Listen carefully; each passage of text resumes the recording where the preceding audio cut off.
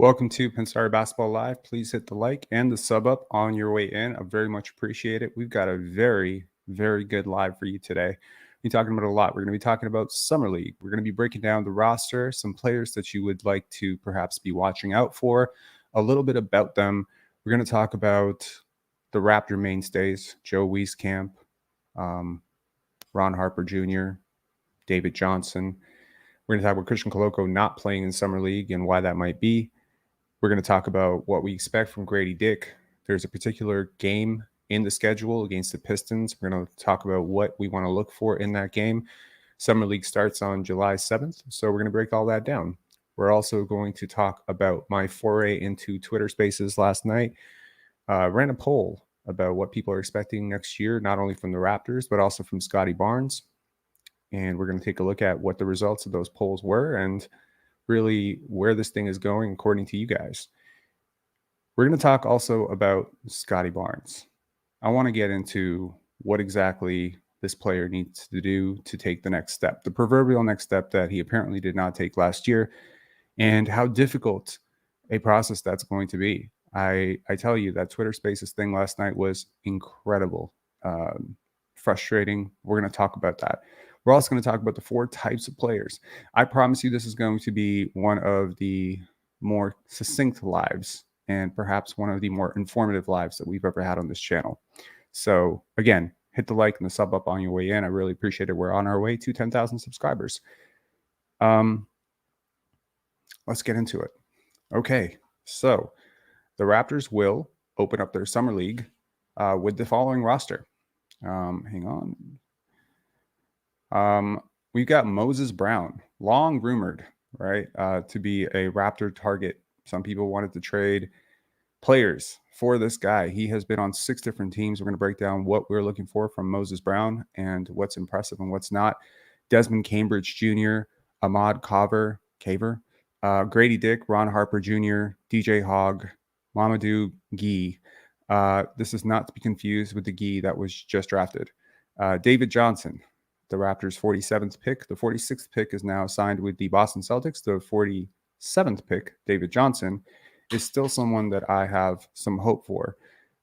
David McCormack, Daryl Morrisell, RJ Nembhard, Marquise Noel, Kevin O'Banner, JT Shumate, and Joe Wieskamp and Moses Wright. So the assistant coach for the Toronto Raptors Summer League will be Pat Delaney, and Jama will be on his assistant coaching staff. So I'm really looking forward to seeing just a first look at Darko's philosophy, because Summer League and the G League can be somewhat of an interesting way to just foray into the style of basketball that you're trying to play. I'm looking for a little less ball holding. I'm looking for a little bit more movement. And I'll let you know just specifically what I'm looking for from those specific players. In terms of the Vegas schedule, it opens up on July 7th against the Chicago Bulls at 6:30 p.m. We will have you covered after the game. We will do post-game for this. Let me know if you want post-game analysis for the Summer League games. I'll do it. If you want film breakdown, I'll do it. After Summer League, we'll definitely look at specifically Gradey Dick and Marquise Noel and perhaps David Johnson and some of the mainstays, and Joe Wieskamp, a player that I'm very hopeful for. Sunday, July 9th, they will be facing off against the Cavaliers at 3:30. Then the big one, for me at least, because of who's on the Pistons roster, will be on July 12th against the Pistons at 6 p.m. I'm really looking forward to that. And then the next day, it will be against the Nets, 5 p.m. I believe, if I'm not mistaken, if they win all 4 games, they will be, last year they did this, or 2 years ago at least specifically, they had this weird format where only 2 teams were scheduled for the final, and I think the Raptors had 1 loss, and Scottie was really pissed about that because he really wanted the championship. He didn't realize that those were the rules. It's kind of a disorganized way of doing things, but it'll be very interesting. I think the Raptors have some talent. They have some NBA players on this team, but the Pistons matchup specifically intrigues me because there are going to be some things I'm going to be looking for. First of all, you have a bunch of lottery picks. And that's always going to be an intriguing way to match up your guys, because there are no lottery picks on the Raptors except for Gradey Dick, right? So you want to see, there's a couple things with Gradey, and we're going to get into that.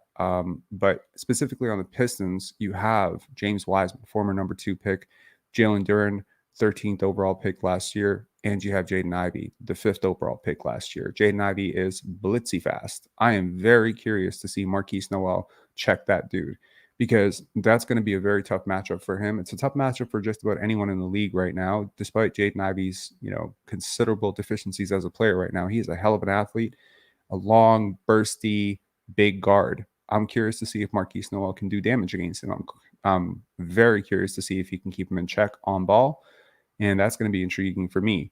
For Gradey Dick specifically, especially against those two behemoths inside, especially if they play James Wiseman and Jalen Duren together, I am very curious to see how his floater range game is, because it's going to be very difficult in the summer league with the roster on the court, lack of spacing on the Raptors roster, to be able to break down consistently off the dribble and finish in the paint over those two guys. It's a lot of length, right? So I'm really hoping that the Pistons stay healthy and that we get a real check of what Gradey can do against NBA players, because I do think Jalen Duren is an NBA player. James Wiseman is at least an NBA athlete. I'm not really sure if he's an NBA player yet, but yeah. And then we face off against the Nets the next day. All right, moving on.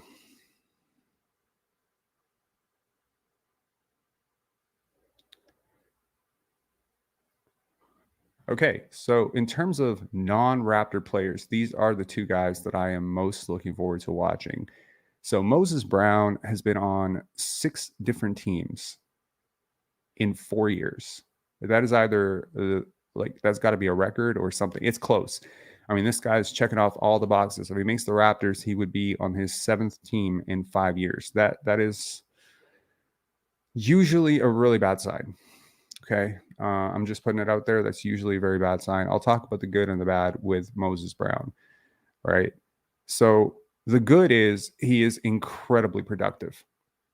Okay. Per 100 possessions, he averaged 26 points, 24 rebounds, and 2.4 blocks.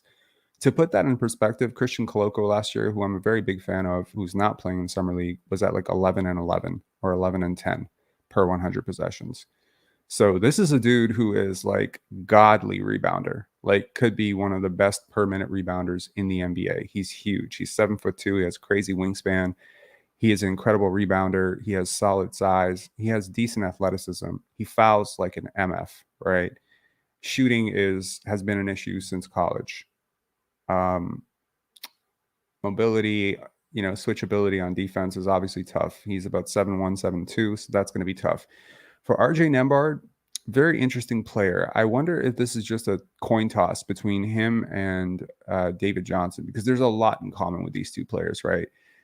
Playmaking, they're combo guards. RJ is about 6'4". I think he measured 6'3.5" at the draft without shoes, but he's about 6'4", 6'5".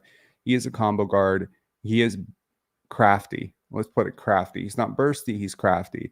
Shooting has been an issue all the way through college. I think he played at TCU. He's had bursts. He's streaky. I'm not saying he's not a non-shooter, but he's not a good shooter. I think there was a year in college where he shot 78% from the line. So there is some promise. He's not a non-shooter like Moses. I think there was like 37%. He's an awful free throw shooter. RJ is not. He struggles in transition. He struggles with turnovers. He played for the Cavaliers last year, so he's had one year of NBA experience under his belt. I don't think he got a lot of time. I think he played 14 games, and it was just garbage time. So not a lot, right? Not a lot there. If either of these guys make it as a two-way, it'll be interesting. Obviously, with they're young. Both of them are under 25. And so you just never know when it just clicks for a prospect. There are some guys where, there's a lot of nothing's happening, and then something clicks when they're around 23, 24. And you hope for the Raptors' sake, with all of the developmental focus of this front office, that they do have something here with one of these two guys. But beyond these two guys, it's really going to be, let's say, most of my focus is going to be on the Raptors guys. And that is specifically Ron Harper Jr. and Joe Wieskamp, David Johnson, Gradey Dick, and Marquise Noel, because we're not going to get to see Christian Koloko. And I'm very bummed about that, because I was really excited to see. He's been doing a lot of strength training over the offseason. I was really interested to see him go into Summer League and just be a more dominant player in the paint, finish better. So Ron Harper Jr., always intrigued me, all the way to Rutgers. I really loved the pickup last year. Um, really interesting. I'm wondering how the shot form is progressing. In college, sometimes you can get away with a funky low release, but sometimes it catches up with you in the NBA. I think he's been decent. He had some really good flashes for the 905 last year. Joe Wieskamp, probably his biggest fan in Toronto. I really like him. I made a whole feature video about him. I'm really hoping he stays on. He may be with the roster, he may not be, but like everything about this roster right now is how does it fit Scottie? You may not believe that, but I'll prove it to you later in this video. So Joe fits Scottie very well. And I think that this is a player that you should be investing in long term because at worst, he's going to be like a 13th guy who can be a specialist shooter. But he has the athleticism and the wingspan and the burst and the intelligence, really, from what I've seen from him at Iowa State to become a little bit more than that, right? So there's really nothing stopping him. I think he's a pesky defender, much better than he probably looks on first glance to you. I was really happy when the Raptors picked him up, and I really dug into him and dug into some of his film from college last year. So maybe this is just over investment due to oversaturation. I've just looked too much into him, and I just can't get off the highlights and the good games that I watched. But I think there's some hope there. David Johnson, I like him. I really like him. He's very interesting. Every time I watch him play, he does one or two things that make me think, oh, I hope he can put it together. So I'm really hoping, he's a smart player. I just think sometimes, the game is a little too fast for him. And it's a tough thing in the NBA to just get adjusted to the game speed. But he's still with the Raptors. This is a promising sign, right? I mean, Justin Champagnie has moved on. Delano Banton has moved on.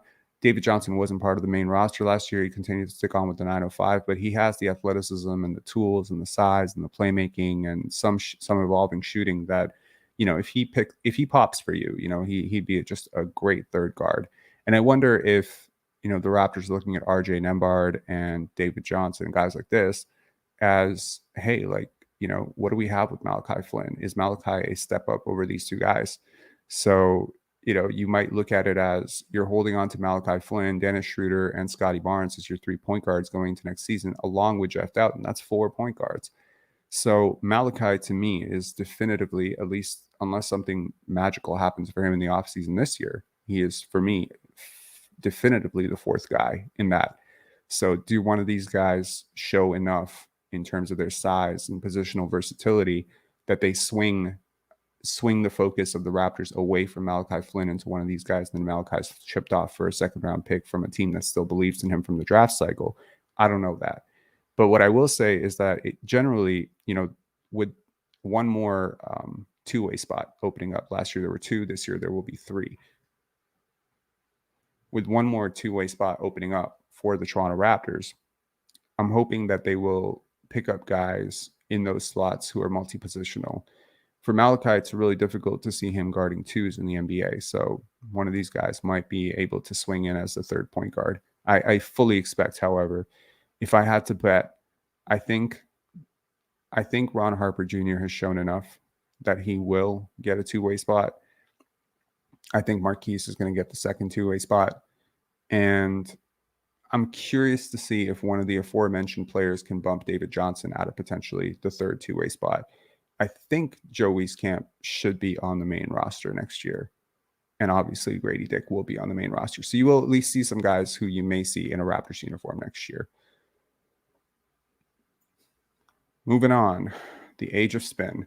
Like clutch points, like we, to those of you who follow the NBA for a very, very long time, you'll notice that there is just an increasing number of media outlets. And as website access and building websites becomes more popular, Fiverr, anyone can start a blog, anyone can start a YouTube channel, anyone can start a podcast. It's never been easier. I encouraged all of you last live to just go and do your own thing. And I think a lot of people have been encouraged to do their own thing, which means that, if you understand how to push things in social, you can absolutely spin misinformation into real, like, trending topics. And I believe, I feel like, so I'm questioning my own reality here. I noticed first that Scottie Barnes unfollowed Fred on Instagram like 5 months ago. Okay, this is 4 or 5 months ago. And I checked twice or thrice during that time. He never refollowed him. And now there's this entire news cycle that Scottie Barnes unfollowed Fred VanVleet when he went to the Rockets. And people believe it because, obviously if you go now and you see he's not following him anymore. And people are either on the camp of Scottie's petty or Scottie's a hero and this just vindicates that Fred's a bad guy or whatever. I don't think that's really it. I don't think Fred's a bad guy. I don't think Scottie's a hero because he unfollowed Fred. I think there's just generally when it happened, right? And something happened, and maybe that something will come out at some point. Maybe it won't. It doesn't really matter. At the end of the day, though, maybe Clutch Points needs to check their facts on this. And hopefully there's, a retraction at some point when this is clarified. But this can become one of those things that just kind of sticks because it's not common for teammates to just unfollow other teammates unless there's real beef. So it's like you're kind of creating a false beef, like Scottie's mad at him for leaving or something. It's just weird to me. Anyways, moving on from the age of spin into Scottie Barnes doing MMA, man. This is cool. Now, I was a big proponent of this. I was like, he needs to do boxing or MMA. It's going to really help him. Kobe did this. There's a lot of players who've done this in the past. It's a really good idea. And I'm just going to, just to anyone who's calling in, I'm going to take call-ins in about 20 minutes. Okay. So just hang tight. The link is in the description. You can definitely queue up, but I will take call-ins after I'm done with this whole slide. So there's Scottie doing his MMA thing, and I think it's a really good thing for him. And yeah, I mean, I can't say enough about the value of doing different sports. It's something we're going to cover in the video that is going to come out on Thursday with the neuroscientist that I talked to, Catherine. And we talked about the benefit of playing football, soccer, etc. We've seen the benefits of football with players like Scottie. We're seeing the benefits of dribbling a tennis ball with players like Steve Nash. We're seeing the benefits of playing football, like American football, and players like Allen Iverson, baseball, Danny Ainge. Like there's so many players who played multiple sports, and it just, generally speaking, it helps. It helps develop different things. Soccer, Pascal Siakam, it's just, there's so many guys who play multiple sports because these are all gifted athletes. I mean, really, Christian Coloco, I think he talks about being a goalie in soccer. Like he's played, it's you can see it in their footwork. Like it's just great. I was also a two-sport guy. Like I played tennis and I played basketball, and one hand always washed the other. I always noticed that as I got better at lateral quickness in basketball, my tennis court coverage got better. You know what I mean? As I became more accurate hitting the ball in tennis, like I started playing better and better players in tennis when I was 14, I started noticing my hand-eye coordination and my ability to pass the ball getting better. So these things just it's great. In terms of turning the tide, like last year I got a little bit worried, right?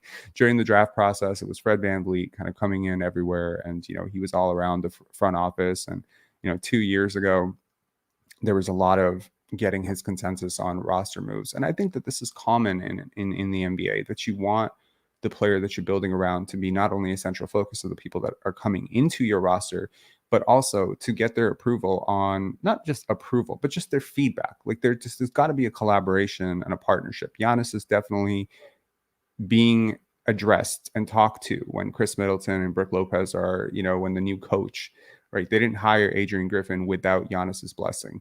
So it is important. It has been important to me that this organization at least consider Scottie in moves that they're making. And video surfaced of Scottie on draft night, and I just thought that it was really interesting. Last night.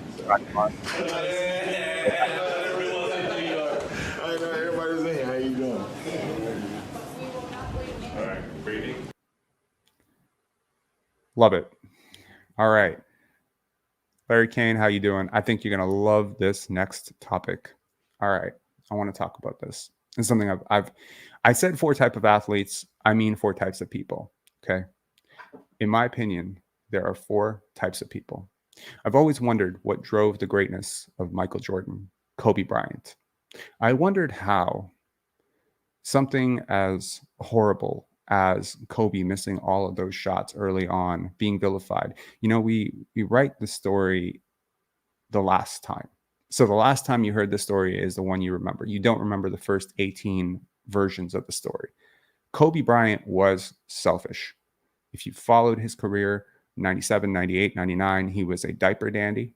He was an entitled brat. He was overrated. He was full of himself. He was arrogant. He was a bad teammate.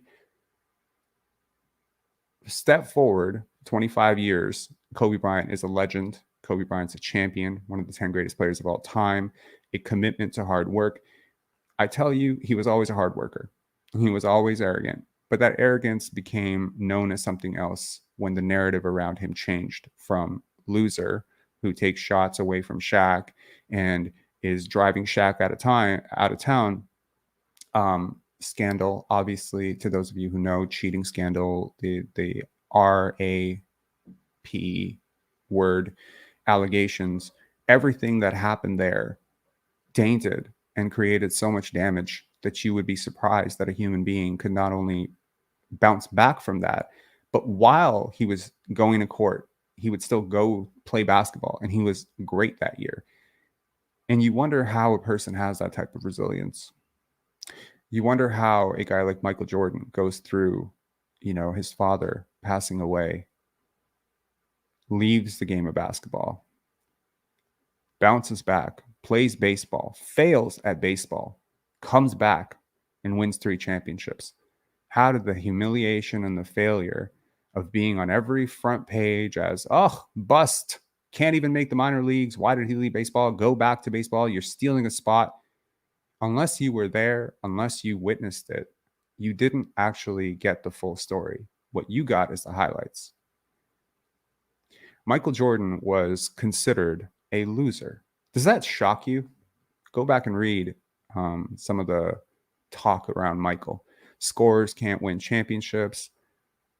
Needs to pass the ball more, right? All the criticisms that were levied towards Wilt Chamberlain being selfish were levied towards Michael Jordan. The difference being Michael Jordan learned how to win despite, quote unquote, remaining, quote unquote, selfish. It's interesting. For me, the 4 types of athletes and the 4 types of people are as follows, and it comes down to motivation. The first type of person is motivated only by positive reinforcement or feedback. Okay? To your life. You try something for the first time, like you try cooking for the first time, okay? And you do a good job and everyone tells you, "Hey, you did a good job," right? Then you try it again, you try it again. And as long as people keep telling you you're doing good, you're going to keep doing it. But the minute you hit a setback, because you are only wired to derive motivation from positive outcomes, you will stop, you will quit, you will fall into a state of depression, start doubting yourself, and you'll leave it. I think we all know that type of person. There's another type of person, the one who derives motivation only from negative feedback and negative reinforcement. So when things are going good, they're very complacent. When things go bad, they suddenly kick it into gear. Oh, okay.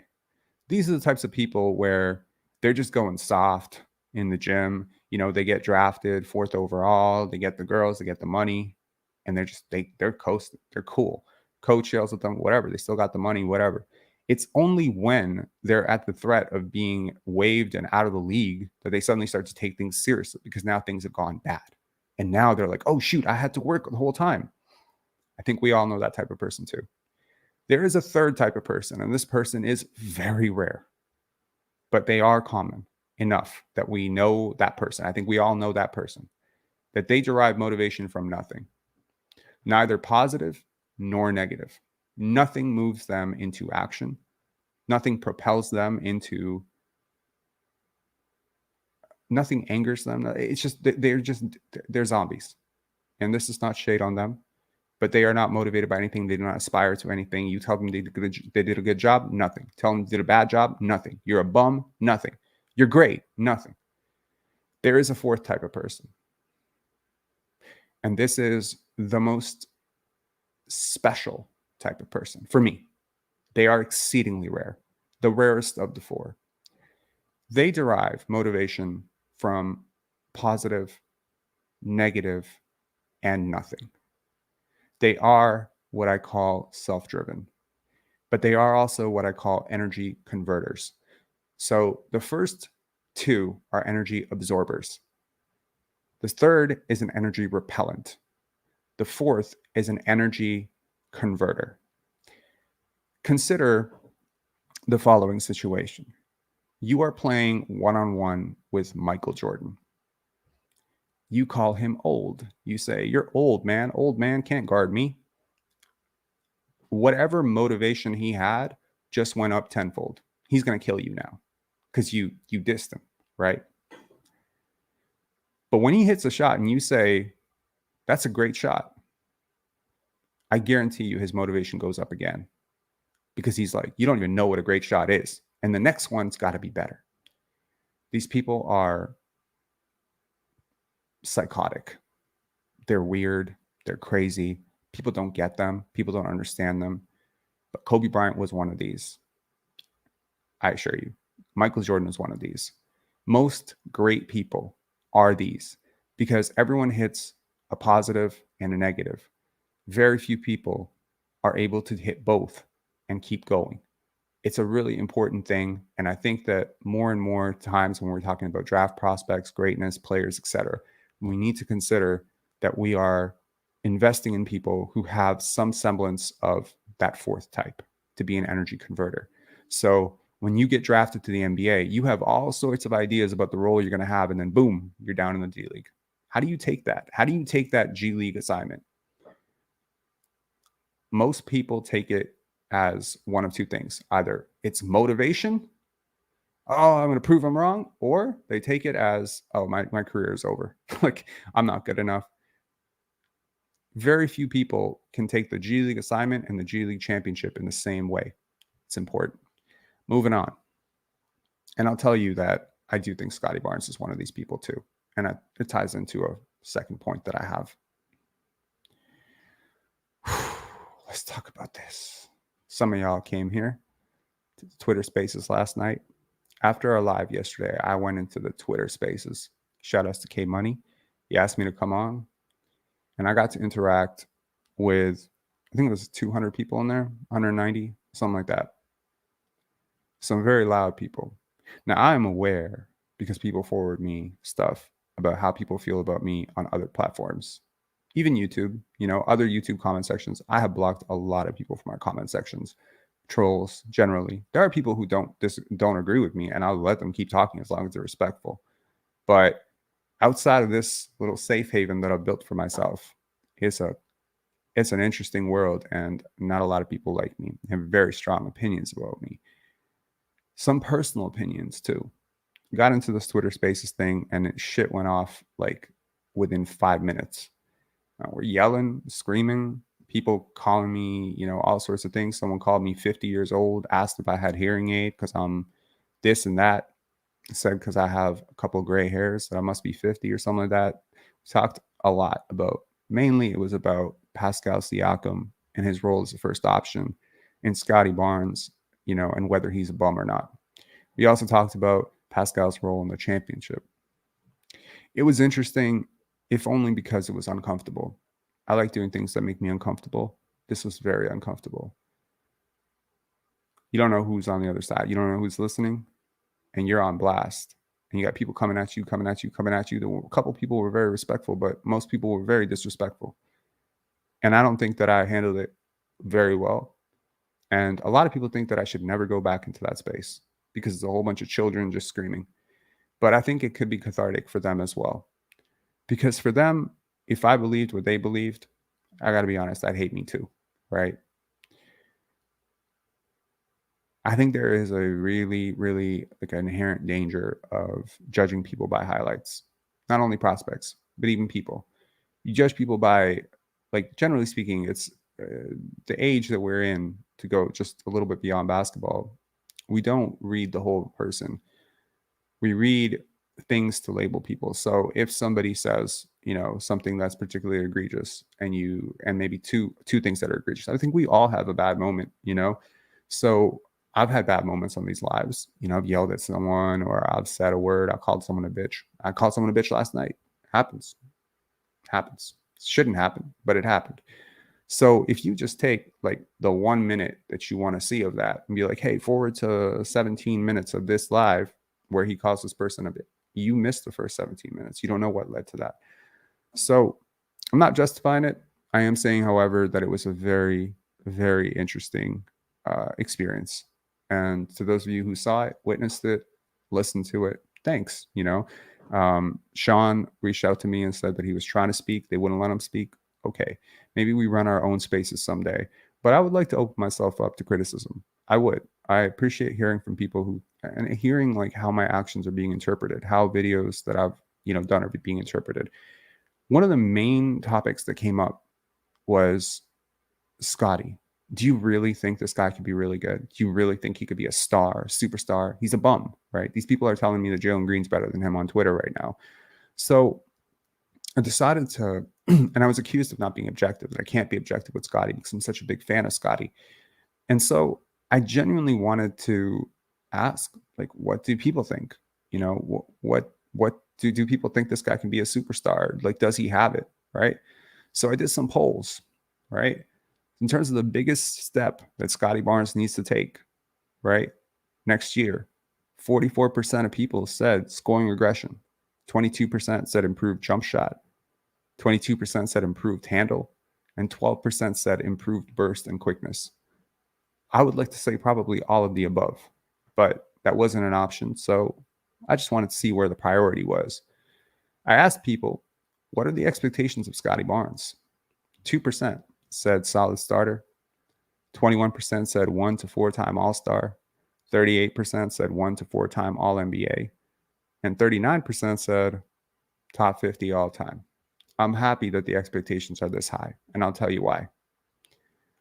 Finally, I asked about team success. What are we expecting? I asked about what type of player they would pair Scottie with. A stretch big, 53% said a stretch big. So kind of a Kristaps Porzingis, perhaps Karl-Anthony Towns, Miles Turner type. 18% said an isolation scoring guard. 12% said a versatile forward. And 17% said playmaking, slashing forward. That's basically Pascal Siakam. So that's just to decodify that. Finally, I asked about team success. How many wins will the following starting lineup make? I mean, this is assuming that we do not make a trade for Damian Lillard, that Pascal Siakam is not shipped off for youth and picks. 4% said 25 to 30 games. That would be firmly lottery, and that would be absolutely disaster situation because 25 to 30 games is going to be nowhere near enough to tank for bottom four. Not quite the greatest draft. Probably end up giving your pick to San Antonio. So let us hope that 4% of people are wrong. 31 to 37%. I can't say that would be a disaster given the fact that you have lost Fred VanVleet and you are, implementing a completely new system with a new coach. 48% said 38 to 43 wins. So that's pretty much where we were this year, right? So you're basically factoring that some element of growth, internal growth, improved chemistry, Dennis Schroeder, Gradey Dick, Jalen McDaniels. The combination of all of these additions will offset the continuity from last year plus Nick Nurse plus Fred VanVleet, right? So, I mean, we'll see. 34% of you are very optimistic that the Raptors will make the playoffs with 44 to 52 games. I don't know about 52 games or 55 games or whatever. Someone messaged me. They said, I'm confirmed that the Raptors are going to win 55 games. That would be great. I would be amazed. But man, you take that bet. That's like a 200 to 1 shot right now. It doesn't seem likely that the Raptors will be contending within the next 2 years. But it does look like to me that people are perhaps overstating how bad this team is going to be. And I talked about it in the last live why I think they're not. So I don't want to repeat myself. But I think they're better than people give them credit for. And we're back to the basics. So let me talk a little bit about the Scottie conundrum. And I want to guide you through really the role of this channel and what we've been trying to do. And perhaps, some people have considered it toxic or manipulative. And I want to just lay out the cards completely as honestly as I can. The motivation, the reasoning, the thought process. I shared this with a few people yesterday and they were like, it all makes sense now. I don't think it's a secret. So I just want to expose what has been done and why it's been done. When Scottie was drafted, he was considered a project. People compared him to Draymond Green. They called him a zero-level scorer. The expectation from this fan base was that this guy might be 5 years away from being a 15-point-per-game scorer. That was very troubling for me. I'll tell you why. As a kid, I went through a lot, and a lot of my teachers assumed that my behavioral issues and all the stuff that I was doing in class meant that I was a troubled kid. The more they looked at me as a troubled kid, the more I looked at myself as a troubled kid. In sociology, we call this the self-looking glass. It is the concept that, and quite firmly, that the way people look at you and the way people treat you comes to highly influence how you look at yourself on a day-to-day basis.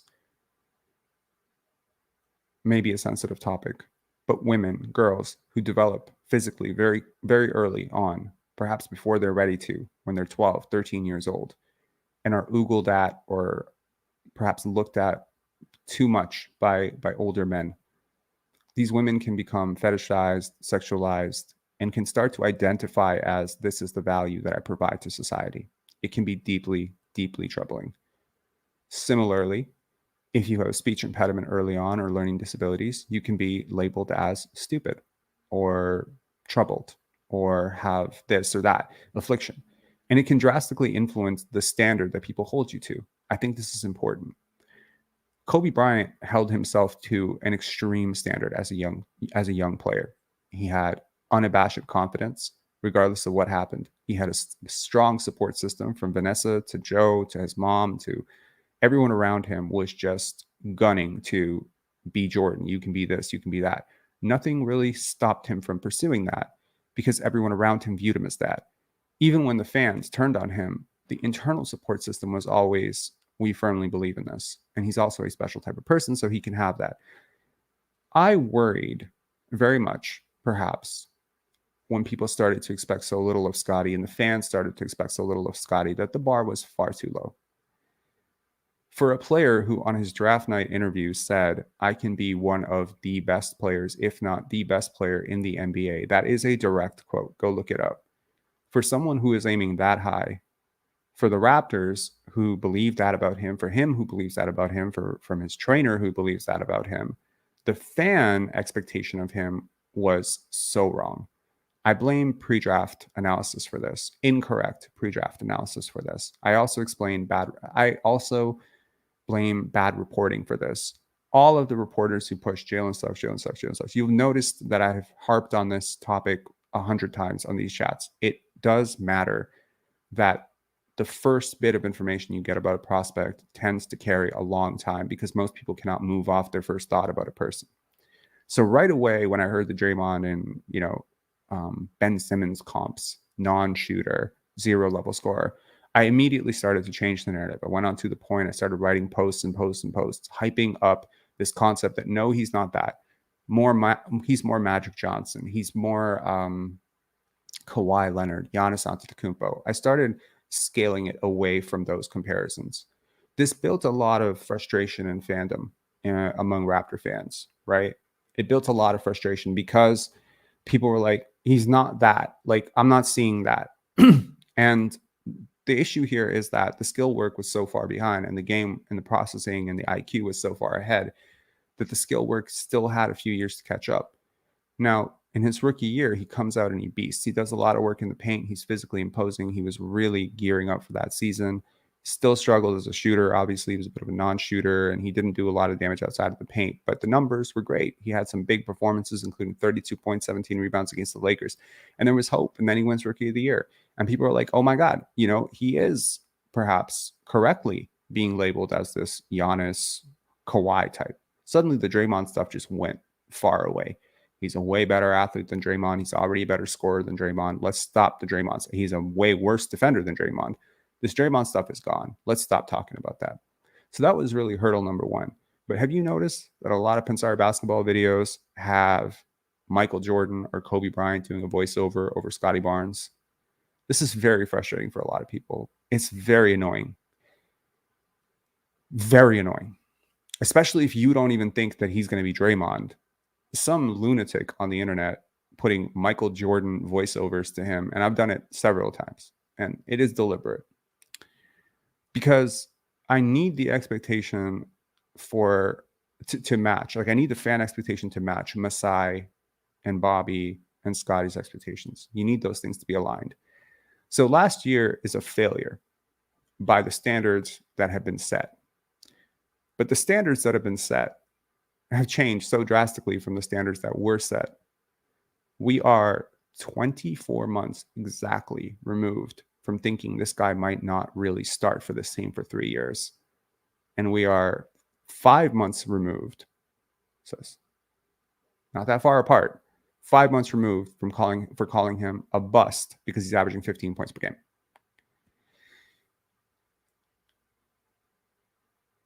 I think it's important. You know, Kobe Bryant became an all-star very quickly, much quicker than people thought. A lot of people said that he would take 4 or 5 years to develop because he was scrawny, he was small, but he was on his own timeline. LeBron James has said he's chasing the ghost of Jordan. I believe that we hit the standards that we aspire to. And I think that the people who care about us should hold us to the highest possible standards so that we can aspire to it. The bar must be raised. And I am happy that this fan base is now thinking that if Scottie does not come out next year and average 22, 8, and 6, that he's a bust. And I'm happy that the Detroit Pistons, who had the first overall pick in that same draft, would just be happy if Cade plays 50 games next year. That is how far the bars have turned. Because I tell you on draft night, if I had told Pistons fans that the first overall pick that you're about to draft will not have registered a single win share in 2 years, and this fourth overall pick, I told you that he would have registered 11.2, I think you would have said I was crazy. But now the balance has shifted. The bar has risen. The tide has risen.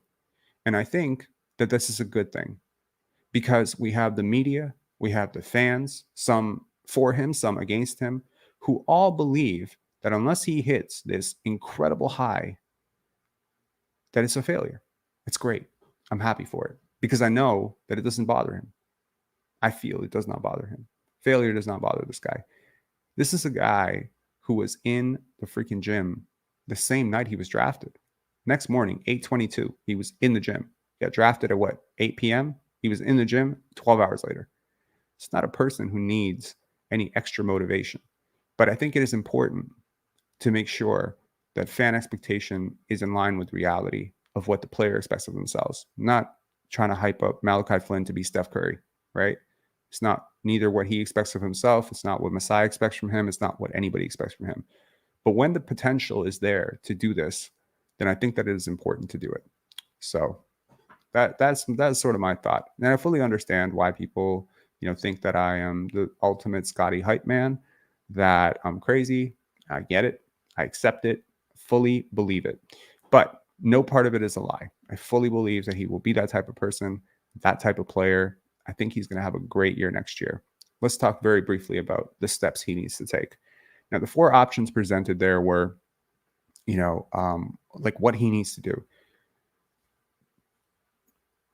If he continues to struggle with shooting, and he was massively, massively struggling with shooting last year, especially as he bumped through tendonitis and his ankle issues and whatever, because he is a newer shooter, it is difficult to play through an injury and still maintain all of the work that you've done in the offseason to prepare yourself. It is very difficult. So I do want to say that despite what people think, that he did not take a step up last year, I think that he was a different player last year than he was in his first year. I think where he scored, how he scored, who he scored against, the defensive attention around him, the things that he was trying were super different. Super different. I would have been far less encouraged if he'd come out last year and bumped his scoring and rebounding up by 2. I'm sure a lot of people would be very happy if he'd averaged 17 points a game last year and been like, oh, at least I can see 15 going to 17. But I would have been very unimpressed if those 17 points came the exact same way as they did in his rookie year. I was very excited to see him trying different things, dribbling off, taking jump shots off the dribble. The clearest example that I can give to you would be like this. Let's say, for instance, we all know that Shaquille O'Neal, right, We all know that Shaquille O'Neal struggled shooting outside the paint. We know that, right? But we also know that as he got older, this also greatly limited the type of player he could be. What if at some point, and I'm not saying it would have been possible, but what if at some point Shaquille O'Neal started taking 2 threes a game, even when he wasn't really great at it? What if he had just started taking those and trying to develop that part of his game? Or what if a player like, I mean, and look, a lot of players have had to reinvent themselves. Brooke Lopez, when the league started to go away from mid-range stuff and post stuff, he became a three-point shooter. It's happened before. Rasheed Wallace started taking more and more threes as he got older. This has to happen. Shooting has to come. Hopefully, if Pascal Siakam's on this team next year, he's going to take a lot of threes next year. Hopefully, he can up his three-point attempt rate. That will help the team. It will help him long term. But it may drastically impact his shooting percentage because he's obviously not a great three-point shooter right now. But taking 7 or 8 a game, maybe by next year, he will be a great three-point shooter. This development thing that Darko talks about is non-linear. It's true. It's not linear. If you're not an isolation scorer, which Scottie has never been an isolation scorer, he was a transition scorer, post scorer, pull-up guy. He's never been like an isolation, get it off the dribble, self-creation guy anywhere in EYBL, high school, college. It's never happened. I watched all his tape. I am the resident Scottie Barnes expert when it comes to Scottie Barnes tape pre-NBA. And I tell you, it just wasn't there in his game. But he has all these these tools to do it. Giannis running point as a rookie was very ugly. Pascal Siakam running point in Tampa was very ugly. But you had to do this so that 2 years later it could come.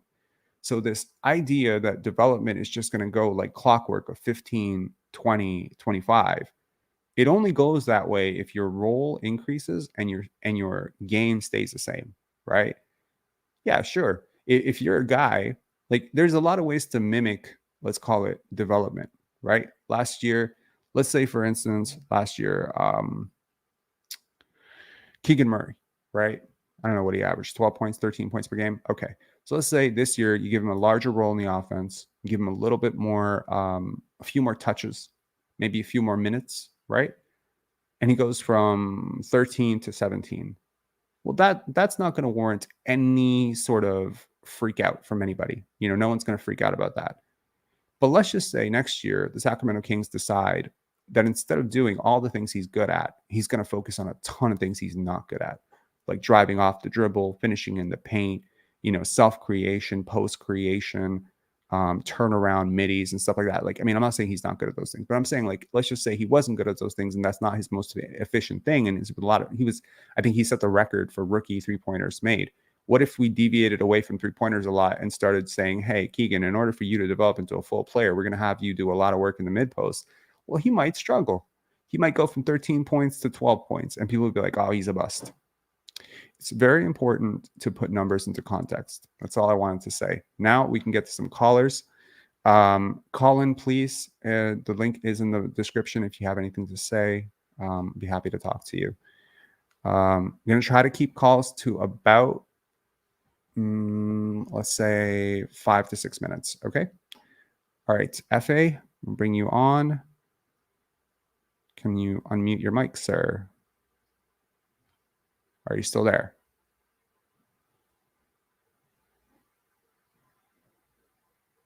Hello?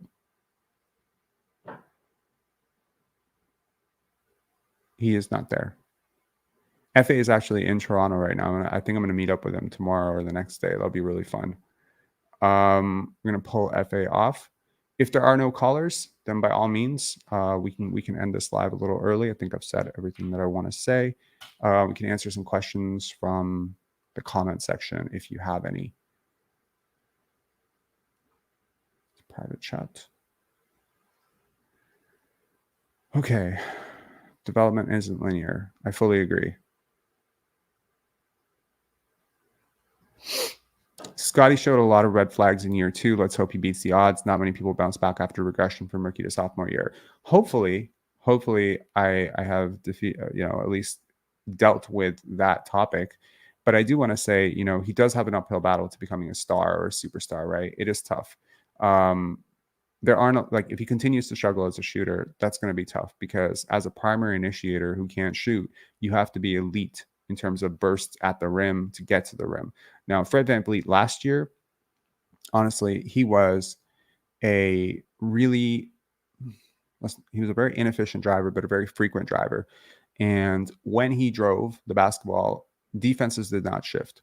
When Scottie drives the basketball, defenses do shift because typically, if he gets past this man, he's going to finish at the rim.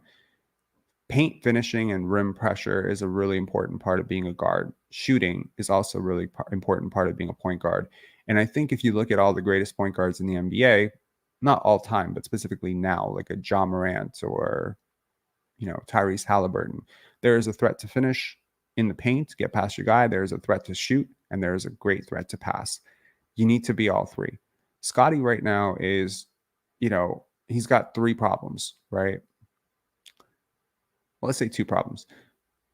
No, let's say three problems. Number one, he doesn't attack nearly as much as he should. And I think that that's a red flag that you want to, address over time. I do think that it's getting in the right direction. I do think that there were some promising bits of hope last year, but we don't know the extenuating circumstances that exist in the middle, right? There's a lot of stuff that was going on last year, the coach, everything. You don't fire everybody, your entire staff, right? He also, a lot of people said, just from observing him, that the joy is gone. Well, this is a player who thrives off of joy. So I think that, that will help a lot. Just there's also a lot of spacing issues last year, and Fred VanVleet talked about how much that impacted him. But I think that also impacted Scottie, right? Paint was often congested, people demanding post-ups. How are you supposed to drive in a situation like that? You do need guys to space out when you have a straight line driver like this. His issue is, if you can just go under the screen and he can't punish you by taking the shot, either because he can't make them at a high enough clip or he won't take them because he can't make them at a high enough clip and he's not selfish enough to keep taking them. If he can't punish the defender for going under and he can't generate an advantage going over, then as a point guard, your 0.5 offense is kind of dead in the water, right? It is, because 0.5, there's a thought process that you can sort of initiate the offense and just sort of pass it around until you get a look. But really, it doesn't work that way. In the NBA, you need somebody to collapse. Somebody needs to force something, which is why teams that don't have superstars often struggle with generating open looks. Because if you can't have one person who collapses or shifts the defense properly, then how are you supposed to generate those looks?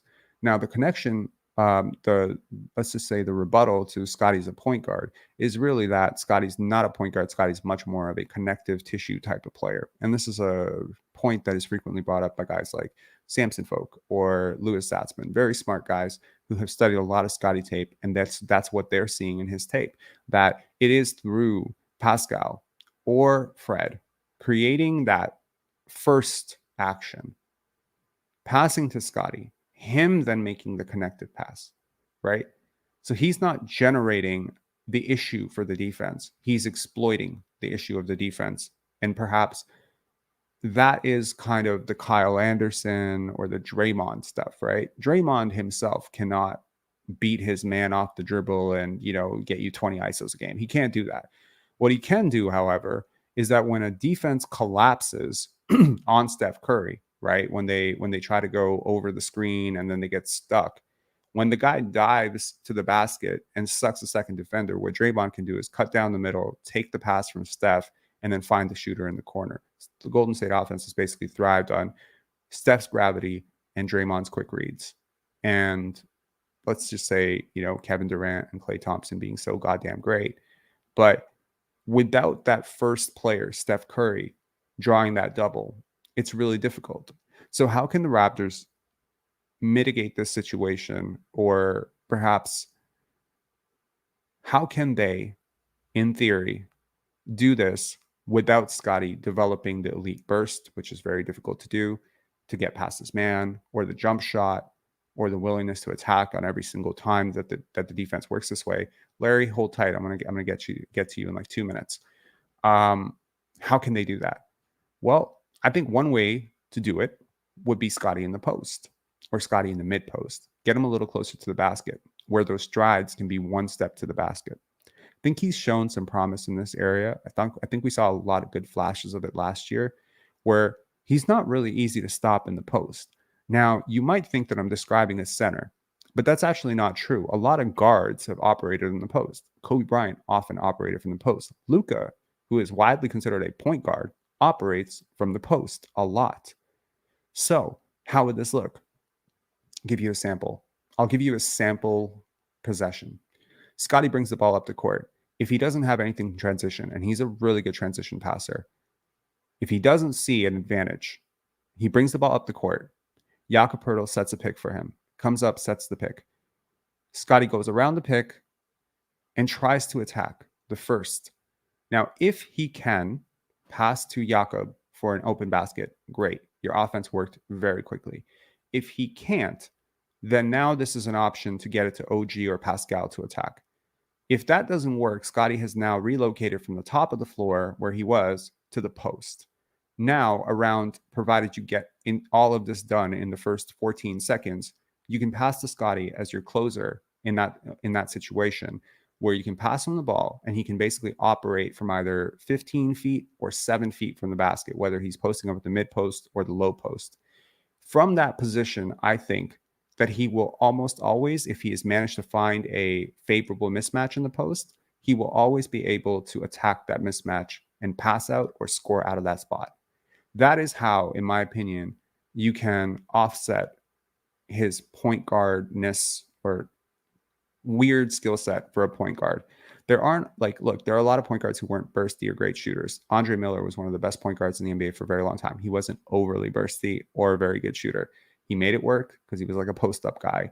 I think Scottie can be that type of player until he develops a jump shot. When he develops a jump shot, though, I tell you, it is curtains for the NBA, because for him to do what he's done so far, 11.2 win shares in 2 years, without a steady jump shot, while battling injuries, while playing crazy role on defense, when you get that jump shot going and he starts taking it at a high rate, you see 25 points per game in his future very quickly.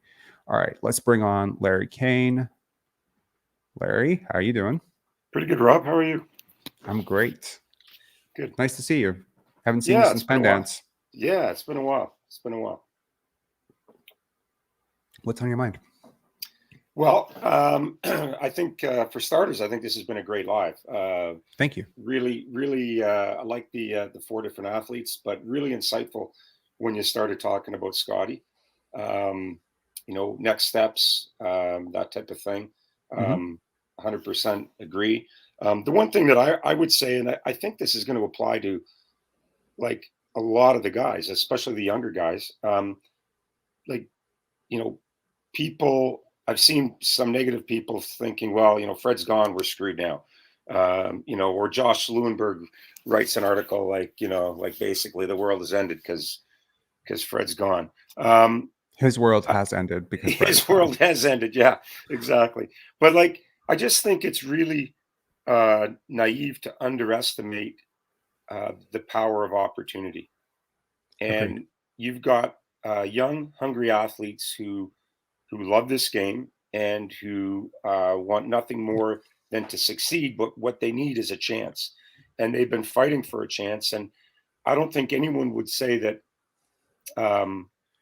guys on the bench got a fair chance last year with the way Nurse ran the bench. I don't think, despite the fact that Scottie would play, what was he, top 10 in the league in minutes again. But I don't always think he got a chance to do what Scottie can do, the type of things that you're talking about. Like Fred would use up often, it wasn't unusual for him to use up 20 seconds of shot clock. Absolutely. Just dribbling the ball around, calling his own number, looking off Scottie, passing to somebody else, although Scottie might have been the more open player. And I just think that, in the case of a lot of the younger guys, whether it's Joe Wieskamp or whether it's going to be, Christian Coloco, or whether it's going to be, Ron Harper Jr. or any of these guys, Gradey Dick, he's going to come in as a rookie. I think he's going to get a lot of opportunity. These guys have, I think, a much better opportunity in front of them this year than last year. Precious Achua, OG even. And don't be surprised. All you need is a couple of these guys to really take advantage of that opportunity, and it drastically changes what the team is capable of doing. And with regards to Scottie, I think it's a combination of opportunity and expectations. And it's exactly what you were talking about earlier. It's like, you know, I think the bar is going to be set higher for him this year. And so he's going to have more opportunity, but along with that opportunity, there's going to be higher expectations. And, you know, I think it's these kids, I think, are going to rise to the occasion. And so I predicted 44 wins for this year. I was in that third group of people Okay. that was optimistic, and I think above 55 wins, 45 to 55 or whatever it was. I think it's a bit of a reach, but I can see them being very similar to what they were not last year, the year before, Scottie's rookie year, but doing it completely differently. And so I also think obviously the culture difference too is going to be make a big difference. You're going to see these young guys, I think, are going to be super jacked every game. Like there wasn't a lot of genuine enthusiasm on the bench, and you saw a lot of the like people say Toronto had a lousy bench last year, and statistically I guess they did, but they didn't really get an opportunity to play very much. And you talked about it before, how you have to play enough to have a rhythm. You have to have some you have to know that your number is going to be called consistently, Agreed. even if for short periods of time. I was sad to see Delano Banton go, but like he had a couple of fantastic games last year, and then he wouldn't play for 6 or 7 games. And I think like the rhythm of playing with other people, especially in a team sport, right? Like you do develop a sort of feel for certain lineups, which is very difficult to do when you're playing in your 36 different lineup in like 42 games. Exactly. It is difficult, so whereas, when Fred VanVleet was saying, we have a lot of funky lineups, obviously when you have an experimental head coach who views players perhaps more like pieces on a chessboard as opposed to human beings, and that's just my read on it. I'm not throwing shade at Nick Nurse, but you always got the feeling that it was very intellectually, like this is an intellectual curiosity. How will this work, right? And this is, this goes back to his G League stuff. Right? In the G League, you have a rotating door of guys. So you have to be a consistent innovator of what to do with different types of things. And you have to become very experimental, and you become very good at that. And I think that he was very good at that. The problem is, I think when you have a more stable set of roster, stable set of players on your roster, the goal really should be to establish rhythm, consistency. A player should know that my number is going to be called tonight. How many times last year did we see a player who got into the game for like the first time in maybe 2 weeks, and then they were asked about it after, and they said, I didn't know I was going to play tonight. He just kind of coached on instinct. And it's a sort of weird thing. People leveled a charge against Nick Nurse of being somewhat selfish, and some of the same stuff that they say about Fred VanVleet. And of course, I've kind of put a moratorium or an end to Fred VanVleet toxicity talk on this channel, because he's gone and he's not here, and Nurse is not here. But just retroactively, sort of in retrospect, examining that, well, a type of person who has that view of themselves and others will naturally play God with people's lives. There is a sort of sense of like, well, it doesn't, like, there is an empathy, when you're putting someone in a sink or swim situation, especially in a contract year or whatever, there has to be some sort of consideration of maybe priming that person a little bit and saying, hey, I think we're going to use you tonight, or I think we're not going to use you tonight. And those conversations, and I think the opportunity thing that you mentioned is really important, because I did play on a team once where let's call it our leading scorer, I won't say he was our best player because he wasn't, was also the coach's nephew. And it drove us all insane. We would spend a lot of time talking about it afterwards, how frustrating it was that no one else got to take the final shot. It was always drawn up for him, even if he would miss it. And it led to so much frustration that a lot of people wanted to quit the team. And it just kind of felt like, if one person is held above the others, that person better be registered by all the others as their best player. And if I can't accept that you're doing everything in your power to help this team win, Like Gary Trent Jr. for me would be like, if I was coaching the Raptors last year, I would play make a lot more through Scottie, and I would finish a lot more through Gary. Mhm. Like I would have had him on the court a lot, despite his defensive issues, as an isolation scorer, because I think he's very skilled at that. And that skill set, obviously, it would help. It would help him a lot, because it would have boosted his numbers. It probably would have boosted his profile. Maybe he would have led Sports Center a couple of times for a game winner. And statistically, he's not stupid. He can see that his numbers are better than Fred in certain situations. He can see that if there's a layup with the game on the line, that his numbers are considerably better at that shot than Pascal Siakam. There's a fadeaway too. And if Nick Nurse is always going to go to these guys because they're his guys, then the rest of the team is like, well, if we're not trying to win, what the hell are we doing here?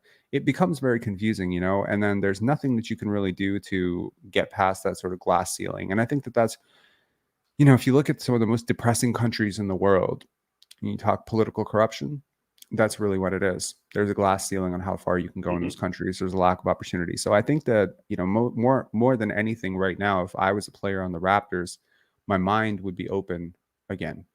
Like my heart and my mind would be open, and the imagination would start dancing about what might be possible next year. I could start. If I really do a lot of work, I could start. But last year, I can't. No, but what you're describing gives an athlete belief. It gives them hope. It gives them a reason to push harder in training, to put up extra shots in the gym. It makes a huge difference. And like I even think of my own career, like the first time I had an opportunity to race in Europe against the world's best, I came home from that trip and I was 5 seconds faster in 1,000 meters. Like I just went from here to here, like in a month. And but you need real life, like real game level competition to take that step. You practice, you don't get that in practice. And these guys just need more opportunity, more game reps. And you're gonna see a couple of these guys pop. I don't know which ones, but yeah, I don't either. I'm open. But I think a few of the players are gonna pop. And the other thing I think is just that the excitement, the camaraderie, the spirit on the bench, the genuine support for one another is going to be there that wasn't there last year. And you can't underestimate the value of that either, right? Like that's hugely like wanting to come to work every day.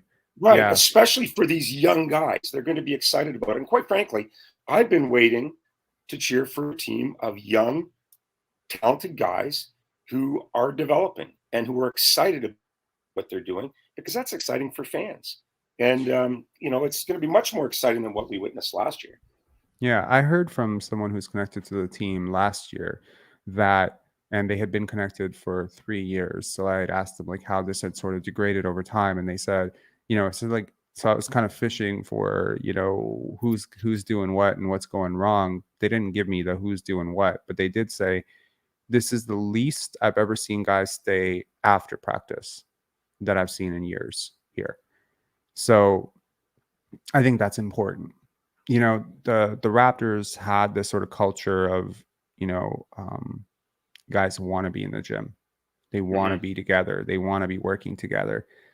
The dysfunction that is created, and I mean, maybe off the record, if we speak or you go to the game, I'll share with you like some of the stuff I've heard that players had to do to cope with last season, but it was extreme. Like a lot of these guys, they suffered tremendously, and you could see, on the bench. I mean, these guys are professional athletes. You're reading their faces, you're seeing their body language on the court, on the bench. Imagine what they're doing when the cameras are off. Right. So they, like, especially some of the younger guys, they did go through a lot. I got wind of this around January or so, and that's when I really started to amp up because, again, like I feel badly, and it's very easy to start to believe things that are being written about you, right? I had a lot of empathy for someone like Jeff Doughton or Malachi Flynn, who had to read the newspaper every day and say Raptors lack of point guard hurts them again, or lack of backup. And it's just like, well, neither of these guys, and I mean, the league is a fraternity, and other people are reading it too. You're pretty much hijacking these guys' careers. Consider this, right? Let's say that they don't want Jeff Doughton back. And let's say they waive Malachi Flynn, right? These guys now have to go off and continue their hoop dreams, which have been, by the way, like a 15 to 20 year progression Right. of work to this point. They've all worked very hard. Fred's not the only one who worked hard. Scottie's not the only one who worked hard. They've all worked hard to get to this point. Correct. These guys have to go into free agency as the guy who couldn't play a single minute behind Fred because they were so bad that the team would fall apart with them. Right. Who's giving them an opportunity? So this Right. element of when you prioritize one or two guys entire, and especially not even not even like, oh, we're going to play Kobe Bryant 44 minutes because the backup is so shit. No, it's like we're going to play, you know, LaMarcus Aldridge 42 minutes because he needs to average 25 points to justify a max contract. It is a completely different thought process behind it. And it's not about winning at that point. It's not.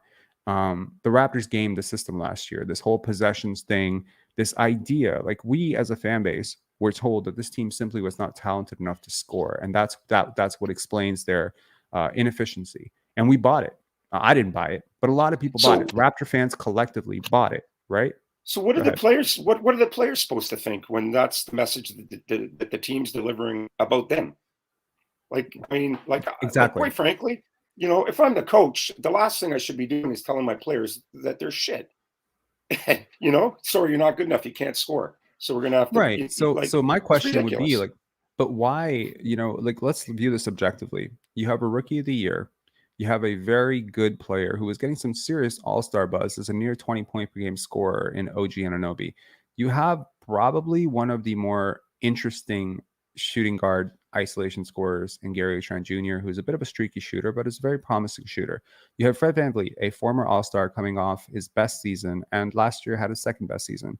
And you have Pascal Siakam, who for the first 22 to 25 games of the season was being hyped up as an MVP candidate, largely due to his offensive talent, because it wasn't because of his defense. Right. Now, if I've described that team to you, and I tell you that they're bottom 5 in efficiency, you might have some questions like, what the hell are you talking about? This sounds like one of the 5-10 most talented teams in the NBA. Here's what I think. And this is where people are going to scream conspiracy. But I think that there's some serious logic to this. I think there are 150 different ways to win a basketball game. Easily. The Raptors drastically beat the crap out of lesser competition last year. They tended to struggle against better teams. And I think if you look at their lineup splits and everything, you can see that. You know, games against Milwaukee, Boston, etc., were tough. Games against Detroit, they were a sweep. Charlotte, sweep. They picked up a lot of wins against bad teams. Wins against good teams, maybe they had 8 all year. And fully healthy good teams, maybe they had 5 all year. Someone fact check me on that, but I'm pretty sure. Because what they did last year, in my opinion, was as follows. They thought they could pull a fast one. They, by they, I mean Nick Nurse and his coaching staff. Let's just say, hypothetically, that I have an incredible defensive team, like full of long, rangy defenders. And I run a scheme where I'm going to do everything in my power to crash the glass and gap passing lanes, force turnovers, block shots, get charges. I'm going to run these players ragged because offensive rebounding is tough, boxing out is tough, playing defense is tough, covering the entire court. Like some of the Scottie tape that I broke down where he's just all over the court, left, right, going out, that's tough.